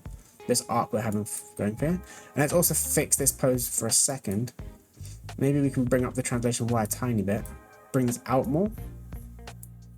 So make the extreme here. This is the curve of the side to side motion in the red curve. Translation X. Let's play this again. Cool, I think that actually looks okay already. We can do some polishing things later with the fingers and the toes. But for the fist, the foot itself is looking better. Cool. Okay, let's work on the shoulder now to get this working together. So yeah, so this is broken, right? This is already hyperextended. So what we need to do is we need to bring the shoulder, and I'm going to use the red channel, which is the rotation X, and bring this back. So right now, if I delete these, you can see it more clearly. It's kind of straight with a slight bend in the angle, which means it's going to be basically keeping the leg pretty in a quite strong position. And when they're prowling, they can afford place them a bit more carefully. But even for a human, if you remember from your walk cycles as a human, your up pose is basically your leg sort of keeping straight and your body going over your leg. So what I mean by that is if I go to this pose here, for a human, the up pose, this is the leg coming through. This is the leg straight, right? This leg is very straight, right? That's the same thing for a quadruped. They have to keep that front leg kind of in a strong position and bring their weight over that leg. And that applies here to the shoulders and the arms as well. So this is the pose we have for frame 0. Let's drag this to the end, to frame 30, to keep it the same. To see it the same, make sure to fix these tangents. You should do this as you go along because it does take time. There are plugins, by the way, that do this for you, which I do recommend looking for one if you do this quite a lot. I do use Animbot for this, but I won't for this tutorial because I want to show you my non-plugin workflow. Cool. And then let's go to the frame where it lands, which is frame 18. And I want this to be a little bit more straight, so reaching out in front. Set a key at this frame, and we're going to bring this forward now. And we can also bring this down in translation. So we're going to add just a little bit of translation. We can add more later when we're polishing to get that like shoulder movement. But I always want to work on the rotations first because they are more. Well, basically, if I move this a lot in translation, the textures really break, and that's because the rig is breaking. So you don't want to use it too much, just to get a subtle sort of pose. So when I have this kind of on the frame, he lands. I have a straight leg with the shoulders down, and when he takes the weight, they're going to come up, right, to take that weight of the chest. So for carnivores, the chest doesn't really rotate much. It's all in the shoulders back and forth. Like for big cats, lions, tigers, all the same. Herbivores are different, and certain other carnivores like dogs are a bit different as well because they have less movement. But cats are really, really flexible, so it's going to be all in their shoulders and their scapula. So let's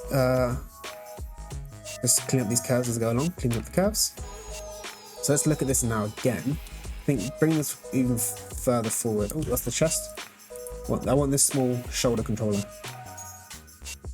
Cool. Bring this down. This is going to be a very back and forth process. And I think now we can see this line. We can bring this foot forward actually. So go to the foot control. Go to the translation Z. And go to frame 17. I'm going to bring this up a little bit. Not too much. And maybe I'll bring the shoulder down. There we go. Like that. Maybe. And I'm going to fix these two. So bring this one up. I might just delete this one. There we go. So this is kind of the curve you want, at least for this section at least. Let's look at this now. Let's look at this first step now. Okay, it's still popping a little bit. So let's make sure we copy these two curves. This is different, right? So I'm going to select frame 0 again, go to frame 30, key that. And I'm going to check that my frame 30 is the same. Yeah, it is the same. Cool. Cool. Okay, now let's work on the shoulder as it goes up. So the shoulder, of course, is going to take this weight, as I said. So now, as it's coming through, it's going to be dropping down. At about frame 20 here, you want to make sure this is just like a straight arm. Like I said, it's the same thing as the human going over their up pose. And this is basically the up pose, right, of the tiger. You see how straight this is and how this big bulge happens here. So we are going to do this using the translations, but we can make this a bit easier for ourselves by working on the feet first. So let's go to about frame 23. And for some reason, it's not quite on the ground, even though it's at 0. So what we can do, we can actually bring this down in space a tiny bit, just so you can feel that compression.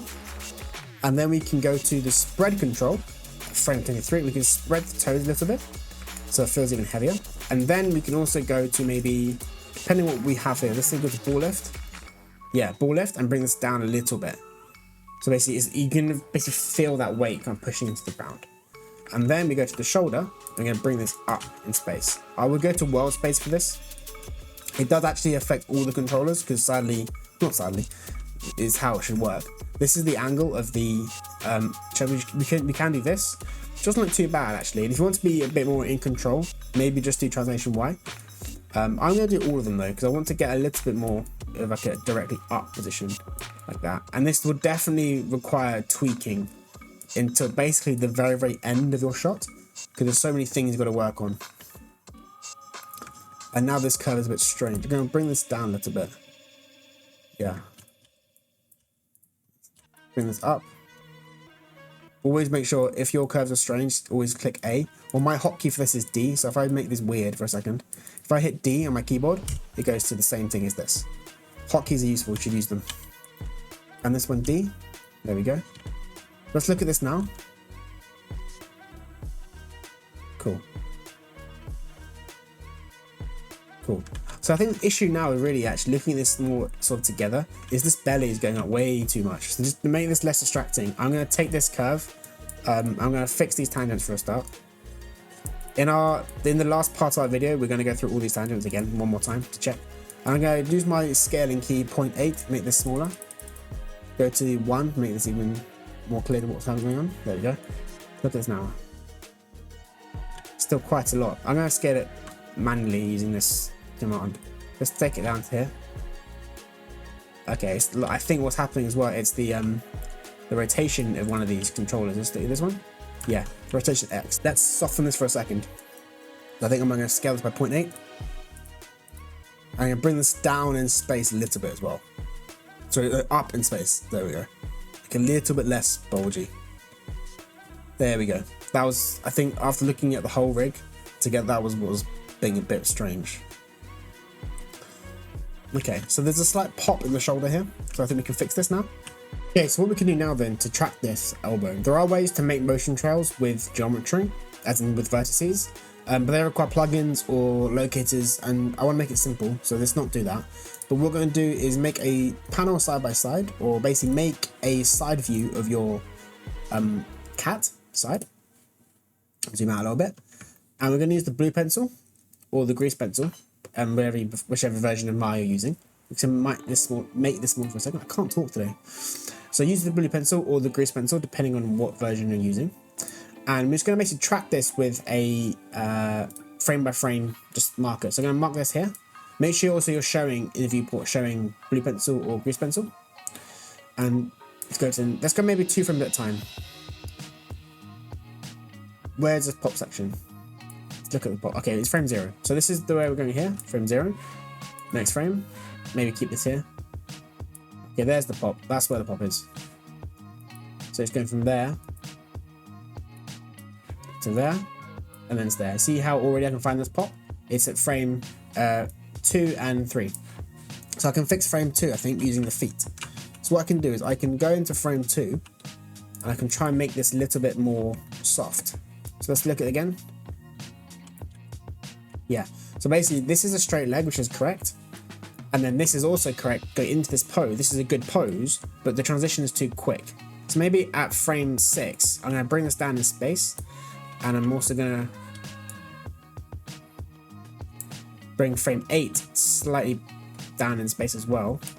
Maybe also forward, just to get the softer. And I think also still frame 6 as well, a bit more.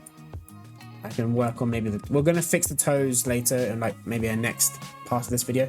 Right now we want to make I really can't talk today. We want to make the overall limbs kind of working correctly. I think that's a bit better now. There's a slight pop. Maybe what we can do is go to frame 13, bring this up in space as well, because all the toes are dragging slightly there. A trick you can do to make it easier is go to frame 30, go to frame 60 now, which is double your timeline.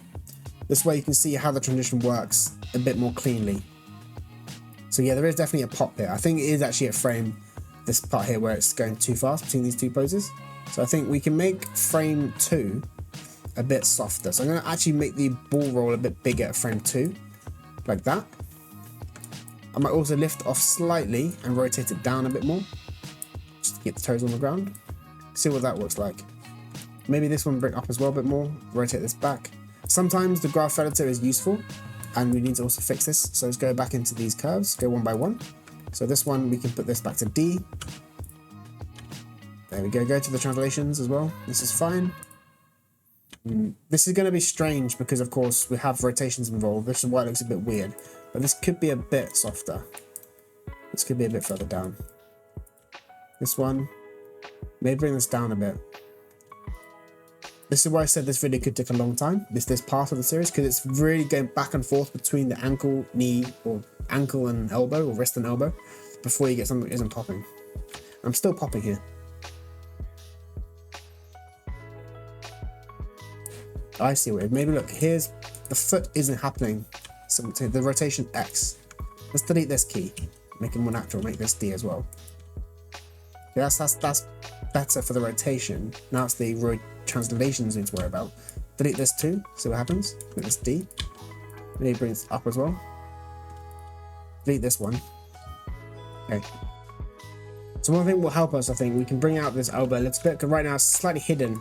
It will obviously compress into the skin, but using this controller here, we can bring this out a bit more. That's why I remember in part 1 I did hide this, I've said before, so we can kind of see this a bit more clearly individually. I think it's pretty close to being good. I think it's just that frame 4, 5, 6 area we need to work on with the shoulders, I think. So let's go and put a key at frame 2 and zoom into this, and then we can delete all these graph editor grease pencil things. So just delete all of them. Next one, delete. Delete. Next one, delete. The next one, delete. I mean, it's pretty close to being good to me. I don't think we need to do too much more to it. I think it's just frame, yeah, it's just frame 2, 3, and 4. This might be a part of the polish video, to be fair, not so much here. Let's play this back, but maybe I'm being too sort of, what's the word, hyper focused on this. No, it is popping, it is definitely popping. Where's the hype?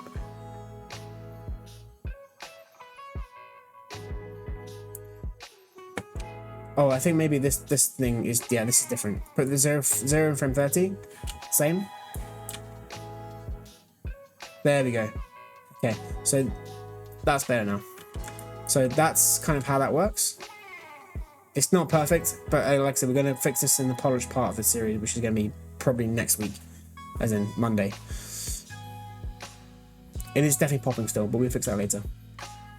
Okay, let's fix these tangents quickly before we stop. I'm going to basically copy the animation, and then I'm going to call this part done, and then we can work on the connection between these parts all together, the legs, feet, and chest all together in the next part.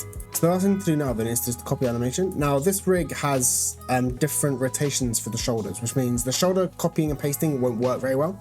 So what we're going to do is we're going to just do the feet first, and then we're going to do the shoulders manually by yourself as a test, homework.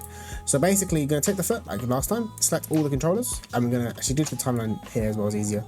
Right click and copy, go to the other foot, and make sure that you basically go to frame 1 and delete all the other keys, and then put in this and paste like that.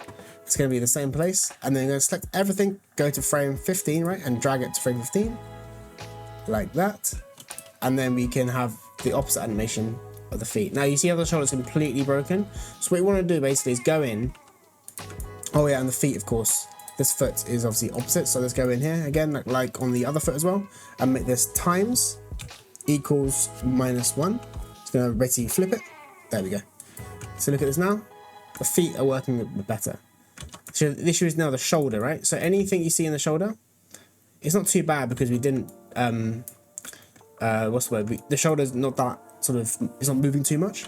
But the reason why we can't copy the shoulder, I'll show you why, is if you select both of them together, and then you go to object mode, and you rotate them in up, they rotate opposite. And the same with back and forth, they rotate back and forth differently, which means that the orders are different, so copying and pasting won't work. And that trick, times equals -1, won't work either, because they're not actually offset by 180 degrees, offset by different values completely, so it won't work. There are plugins and scripts you can do to make this work, but maybe it's good homework. You should go in and try and fix this shoulder and get it as close as you can to the right side, or my left side, I should say. And mine isn't perfect yet, by the way, but just try and get something a bit less poppy with the elbow, because the foot should work quite nicely. Oh yeah, the rotation of this as well. We need to flip this to this side, don't we? So also go into the rotation Z, and we can just do the same maths. Times equals -1. Rotations normally work because they're basically opposite, flipped. There we go. So now we have that of the map motion for the feet, and we can just go in and work on the shoulders. So yeah, go home, well, state you're already home, go work on the shoulder, and then hopefully by the next part, we can start working on all those bits and bobs together. So the feet, legs, chest, belly, put them all together and make them all kind of more cohesive.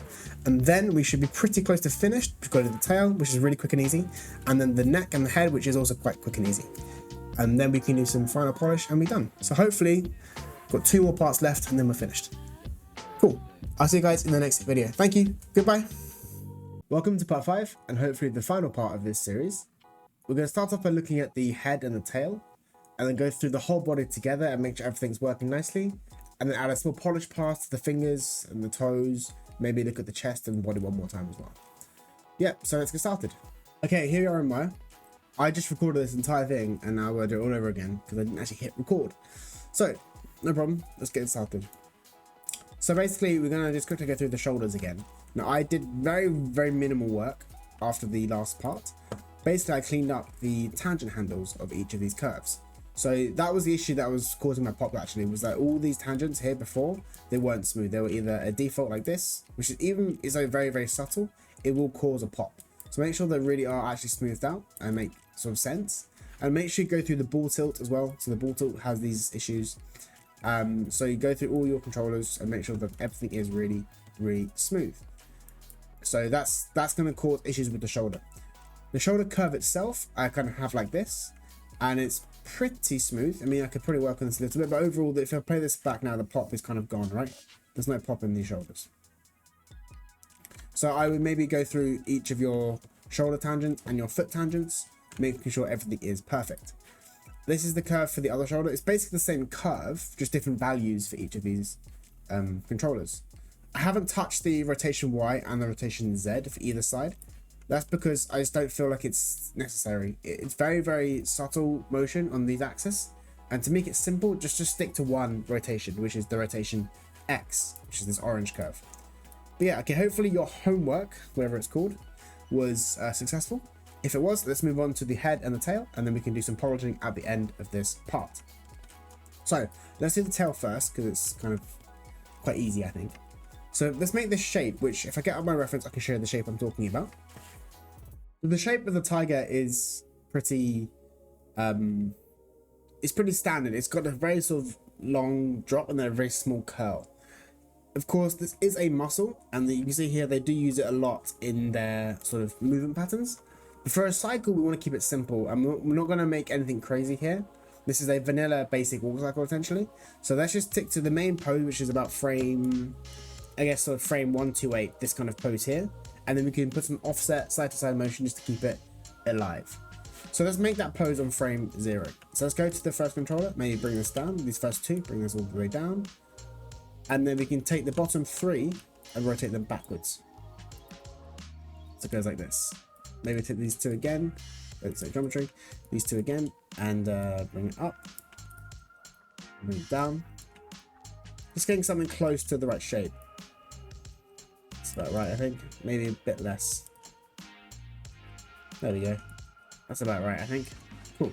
So the way we're going to do this is we're going to go through each of the layers, as in each of the curves individually, but also animate the tail as one object together. Let's first of all copy frame 0 to frame 30, set a key, and because we're going to follow the up and down motion of the hips, that up and down motion is over 15 frames, right? Which means frame 15 will also be the same as frame 30. We can add some very subtle variation, maybe just a very tiny small change, just to have a very similar but different curve value. Then we're going to find the up and down values of the hips. Because they're offset, we find the up value of the hips, and then maybe 5 frames later, we can have the tail go up as well. So the up value for the hips is about there, frame 5. Let's go to frame 9 or frame 8 or 9, and let's make this tail, it's going to come up, right? It's going to kind of unfurl a little bit. So bring this up in space like that. And then we're going to find the down pose, which is probably, let's have a look at here. The down pose is, well, actually by coincidence, we could probably keep this down pose at frame 15 because that's kind of the down pose there. So actually bring this value from 9 back to 8 just to have a similar sort of spacing either side. But maybe not the same. I think 8 or 9 is pretty perfect. And we're going to copy this frame value 8, go to frame about 23. That's the key, so it's now kind of the same curve shape. And if you play this now, we see what it looks like. Cool. You see how it's kind of following the tail? It kind of unfurls as the tail goes up. So let's make it even more sort of loose by selecting these curves. And I have what's called the name of the curve enable, which is go to view and curve name, active only. So when you select it, you can see the curve name. And of course, frame 1 or tail 1 is the top one, and tail 5 is the bottom one. So we're going to deselect tail 1 and move this forward 1 frame. Deselect number 2, forward, number 3, forward, and number 4, and forward. If you play this now, it's even looser. You can see it has a very slight looseness to the tail. You could even add some more sort of frames, maybe frame 5, 1 more, and frame 4, 1 more. See what this is like.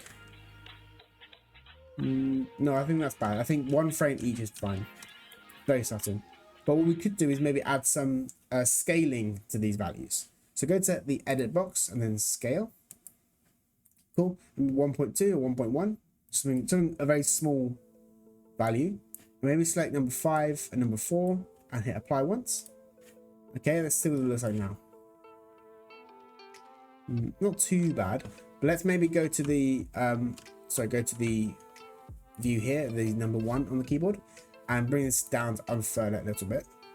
And maybe the value itself could be, maybe. Let's go again. Apply. Let's have a look at this. Oh, so it brings down more. It's not too bad. Maybe also go to let's go to Control Shift and right click in the middle and make this bigger in itself. So make the curve itself bigger. That might be nicer.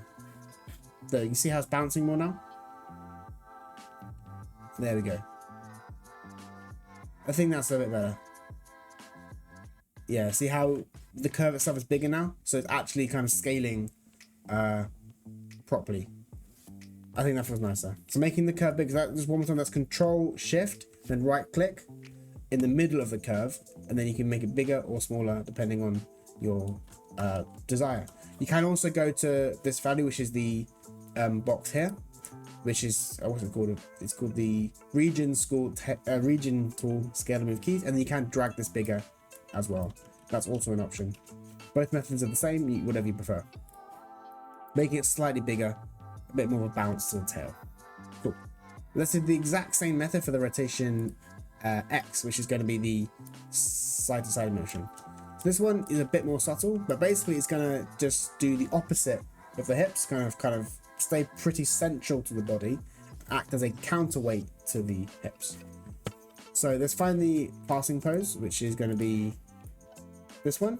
I want to bring this back on itself, kind of to the middle, like that. Maybe add some Y here as well, like that. And Y and X kind of work together. So add rotation Y and rotation X together, like this. See what it looks like. And maybe then do the opposite for frame 23, because of course this is going to be over 30 frames. It's going to go from side to side over 30 frames. And then we can select all these keys at frame 23 and go to the box again. And remember, times equals -1. So times equals -1, like that. And then we can put this to D, fix our tangents, which is of course always important. Oh, I missed that. There we go. Fix tangent, and same on the other side too. Fix the tangent. There we go. Cool. And then let's also offset these again. So let's find number one, these two. Number one, offset. Number two, deselect them. Offset. Number three, offset. Number four at the top. Offset. I don't know why the order goes 1, 2, 3, 5, 4. I never knew that. It's not just this rig, it's all rigs. I don't know why. And then let's have a look at this again. Cool, and maybe we can bring all these keys and move them back in space a little bit. Like that. Just to making sure they're kind of matching the hip a bit more. Just move it back 2 frames. Yeah, move everything back 2 frames. And then we can also select just the Y curve. Maybe move this back 2 more frames. See what it's like. No, maybe go the X curve, move this all back 2 more frames. Like this.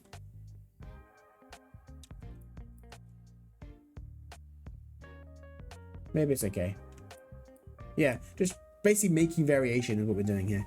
There's no rule because of course tails, A, they have muscles, they can control themselves, and B, there's definitely secondary action in a way. So as long as it feels like it's alive and it's not breaking the character of your creature or model, then you should be okay.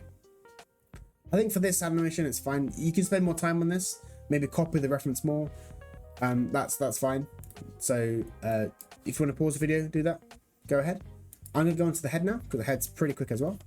So the way the head works is, especially for this animation when it's prowling, the head's gonna bob forward every time he goes up. He's trying to keep this head on the same level of viewing. He's obviously hunting or stalking something. If his head moves a lot like this, he can't see what he's doing. So that's obviously a problem. Let's make sure that is actually working. Cool. So let's go to the head first and let's check that it's actually working correctly. So just like the tail has 15 frames up and down, the rotation X for these curves is also going to be 15 frames. So I think for this first frame, we're going to find that the up pose, so he's going down. Yeah, so he's going to, as the hips come down, he's going to rotate backwards a little bit. And then as it comes down up, he's going to come forward a little bit like this. Let's have a look. Yeah, let's go to the graph editor and maybe copy and paste this just so we can see it a bit more. Maybe this is a bit too big. Maybe bring this down slightly first, like that. So it's best to make it bigger, and then we can make it smaller later. Cool. That's how it is. I think it's a bit too big. A bit more subtle. Yeah. Maybe this curve is a bit too offset, so maybe bring this over in space a bit more to look a bit more even. And these splines, these need to be changed, of course. Always work on your tangents.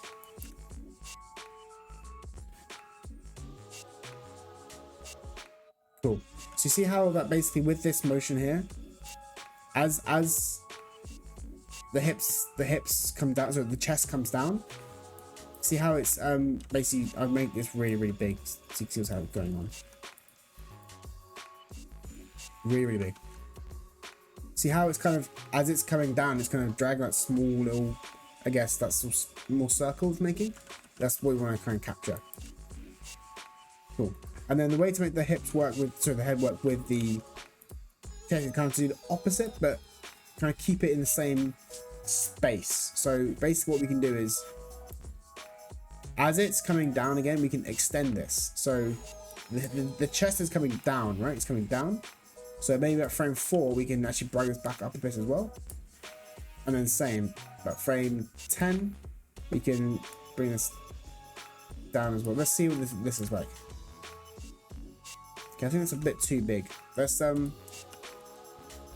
copy and paste it to start off with, because I always want to see it together. Do that. I fixed the tangents. Again, there are scripts to do this for you, which I would recommend getting, because it's very frustrating to do this every single time you make a new curve. Okay, but let's now drag this back in space. So the curve is correct, but the timing is wrong. Okay, that's still wrong. So you've got to basically find which looks best, basically. Maybe go forward this way. Cool.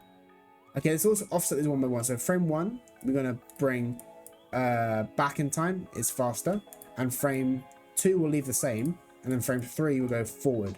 Just offset by 1 frame. Let's see what this looks like now.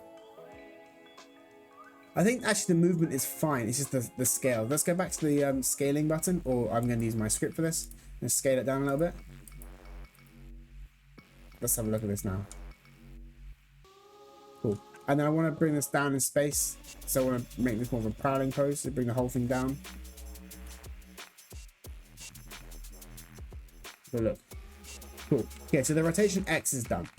So basically the same as the tail, we found the ups and the downs. We then offset the neck just by 1 frame, and then we just moved it in time and scaled it to find the right motion for the head, which is that little sort of circle up and down. That's a weird action I'm doing, but hopefully that makes sense. So the same thing applies to the rotation Y and Z. That's even easier, because like I said, it's just basically frame 0 and frame 15 and frame 30. So we want to find, I'm going to get rid of the reference now. Let's go and find our front view to see what's going on. Like this. So basically there's a grid here, right? You see the grid, which is this line here. You can't see it. Let's show it. Viewport. Oh, you can see it. Oh, you can't see it. Oh, there you go. Yeah, it's working. This grid here, right? So this grid, which is going from here up this line, you want to basically keep the nose in that central line. So we can use the rotation Z, and we can go just rotate it back a little bit like that, and then drag that key to frame 30, go to frame 15, and we can then basically take, what's this value? It's minus 3.2. Let's put this to 3, plus 3. And that should happen to all the curves together, by the way. Don't do it just for one, all the curves together. Then now, you see how it's kept in the center? Cool. And then, cool. And we can offset this again by taking, okay, frame 1, go backwards in time. Frame 3, go forwards in time, and then leave 2 at the same. Cool. And then at the same timing, we go to rotation Y, just like the tail. You can rotate this a little bit towards the side it's coming from. So it's gonna go basically towards the center a little bit. That's the wrong way.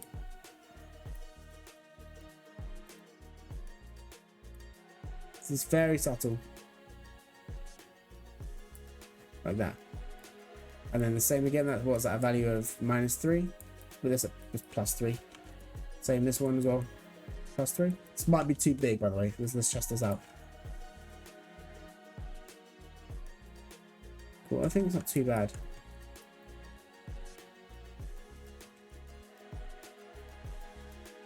And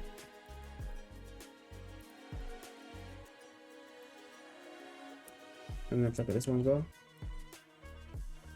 Yeah, I think the bottom one can be softer. So let's go to the bottom controller. Maybe make this one just by itself a bit, scale it down in space, because that's affecting the neck quite a lot. So make it a bit smaller. Cool. Let's look at this now. Cool. Okay, that's the head and neck done. Hopefully that makes sense. Again, spend more time on that if you think it needs a bit of work. I'm going to show you the curve quickly. If I just make a curve for the head, so I'm tracking the neck right now with a motion trail. Again, I'm just showing you from the front view this sort of figure of 8 arc I have, which I could probably polish this more by maybe here what's causing that. It's probably either the chest or it's probably the chest, or maybe it's this controller here. But anyway, basically you want to make this sort of bring this out a bit more. But yeah, you can see how this kind of figure of 8 motion is happening in the neck and the head. That's what you want to work towards with your neck and your head. I can spend more time polishing this, which I'll do in a second, and working out where this is coming from. It's probably going to be in the chest, as I said. So this is going to be the side to side. So in here. So there we go. It is the chest, isn't it? So this curve here, this rotation Y. What's the reason? So this is a value of -8. This is a value of 6. So that's probably one reason why. Yeah, okay, I think that's pretty about right, really. I mean, there's so many reasons for this. One being, of course, tangents aren't fixed. You got to go in and fix the tangents. This is a polished thing, though. But yeah, so basically, my point here is the curve you're looking for in the motion trail is this kind of figure of 8 curve. That's what you want to see in the neck and the head. And that also applies to the nose as well. So you can use your visualize motion trail to check that and work on each individual curve separately to work out where the issue is coming from. And with that sort of point, I think we should move on to polish. So that is my first point actually with polishing, is maybe use motion trails, check the chest again with the ups and downs, check the spacing of the curves. So if I check this curve, for example, again, I can see here that this one actually feels okay. This is like a perfect figure of 8. You see this shape here? This is kind of the shape you're going for. So I know that in any issues in the head are happening in the neck, because the chest is perfect. So that means that the issue is in the head, not in the chest. Same for the hips. If I check the hips as well. So this hip, okay, that seems pretty good to me. It's symmetrical. That's what we're looking for. But maybe we could work on some of these sort of arcs. This could be maybe a bit faster up in space. So check these 3 curves. Bring it up a little bit, maybe. And there you go. That feels a bit smoother now. But yeah, that's the kind of the process of polishing the body. But polishing the feet is different. So let's show you how to polish the feet. This is kind of the last big tip, and then I'm gonna kind of call the series done. So the feet have a few things we can check. Firstly, we're gonna just look at these generally, see how it looks. Okay, I think the feet are okay, except these back feet, they're kind of stomping too much. So I'm gonna go into the graph editor, find my translation Y, which is here, and I think, yeah, you can see this is maybe too much. I did fix this, as in I did do this intentionally, but if I look at my reference again, if I show you again,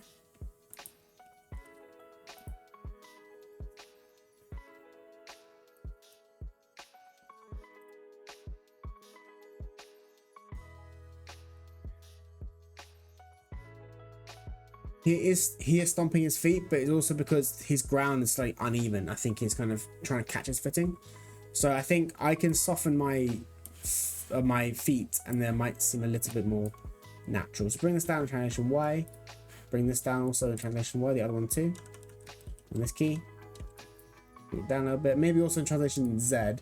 Make it slightly slower, so it feels a little less stompy. So this is this curve here. Bring this down slightly. So look at this now. Yeah, that feels a lot nicer. Cool. Right, so the toes themselves, we can do a few things. Firstly, if you look at the controller, it actually hasn't gone through the ground here. So go to frame 1.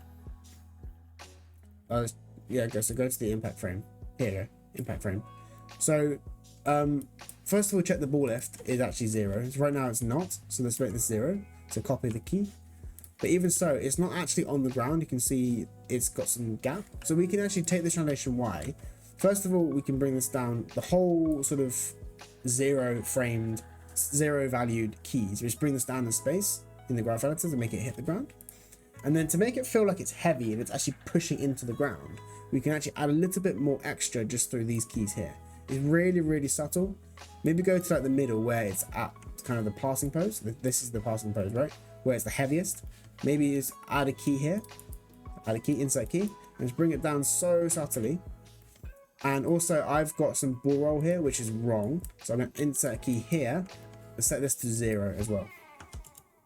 Make sure you also select your keys. The reason why it should be 0 is because the feet won't be peeling off until you actually are lifting the foot to travel. So I had a mistake there, but that's what polishing is, right? Polishing is checking your mistakes, basically. So that's the first thing to change, is the ball roll and that translation trick. So that makes it feel slightly heavier. But the second thing we can do is use the spread controller on the toes, spread controller. So we can come in here and find where it's hitting the ground. So this frame 10, it hasn't quite contacted the ground with the toes yet. So I'm going to actually basically make this quite tiny using the spread minus value in the spread control. I'm going to back in time to frame 0. It's also on the ground here, so make this also quite small. Let's go to the graph editor now. So right now we see that frame 5 is open. Let's delete this key, so it's opening up slowly. And then right now it's hitting the ground. So over one frame, spread them. And again, find that passing position, which is about frame, we'll go frame 21.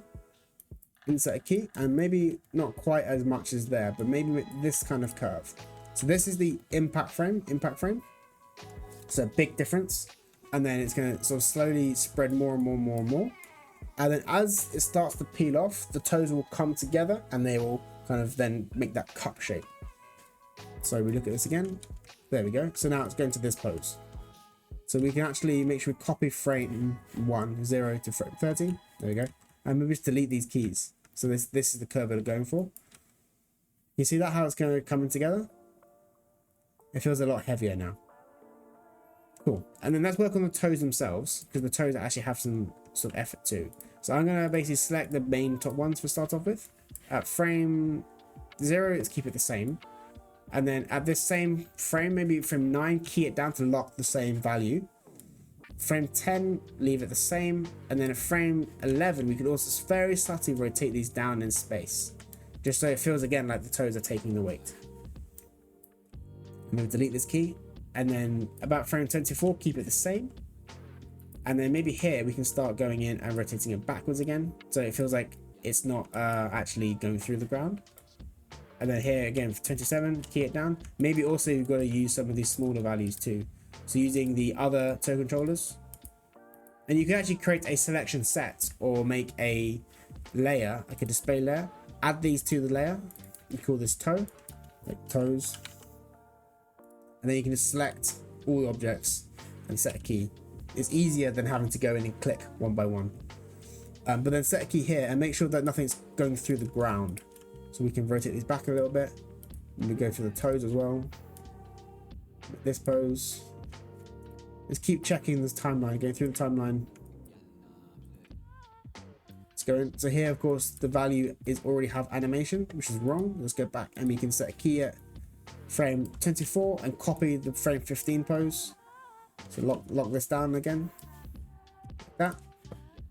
Let's check this now. So yeah, they're no longer lifting off the ground too early. Oh, there we go. So let's play this back with 1 foot. Cool. So that really feels heavier. It feels more alive. And the toes don't feel so dead when they're walking. Now, I won't show you the same method for all of the other feet, but it's the same thing though. You just got to go through each of the controllers, check to make sure that the ball roll is not having weird tangents. Add in the spread control, the translations control, make sure it's touching the ground. Anything that just makes sense with polishing is kind of what you need to do. And then the last thing, of course, is to check that the toes don't go through the ground. So that's really important. But that's kind of my process for polishing. And I think at this stage, you know, in terms of the basic vanilla cycle, we can call this done. I mean, you're going to assume that I've done the other feet, of course. But yeah, I think that's kind of it. So what I'll do, I'll finish this off and I will then upload this to my Buy Me a Coffee page, where if you're a member, you can download this file for free and you see what I do. Hopefully that's useful for some people. In terms of adding a raw or like a head turn, I have a different video which I upload. There'll be a card somewhere. You can click on that video. That explains the method for adding like a raw or maybe like a head turn or something like that. And there is facial controllers with this rig, and you can add some like squash and stretch, like a blink or something. But this video has all the tips and tricks how to do that with a different character but the same method. So please check that one out. And if it was useful this series, then please do leave me a like, comment, and share this tutorial series with other people who want to learn how to animate a tiger. I am really trying to upload like nearly every day, so please, I'd love if you could support the channel. And yeah, thank you so much for watching and happy animating.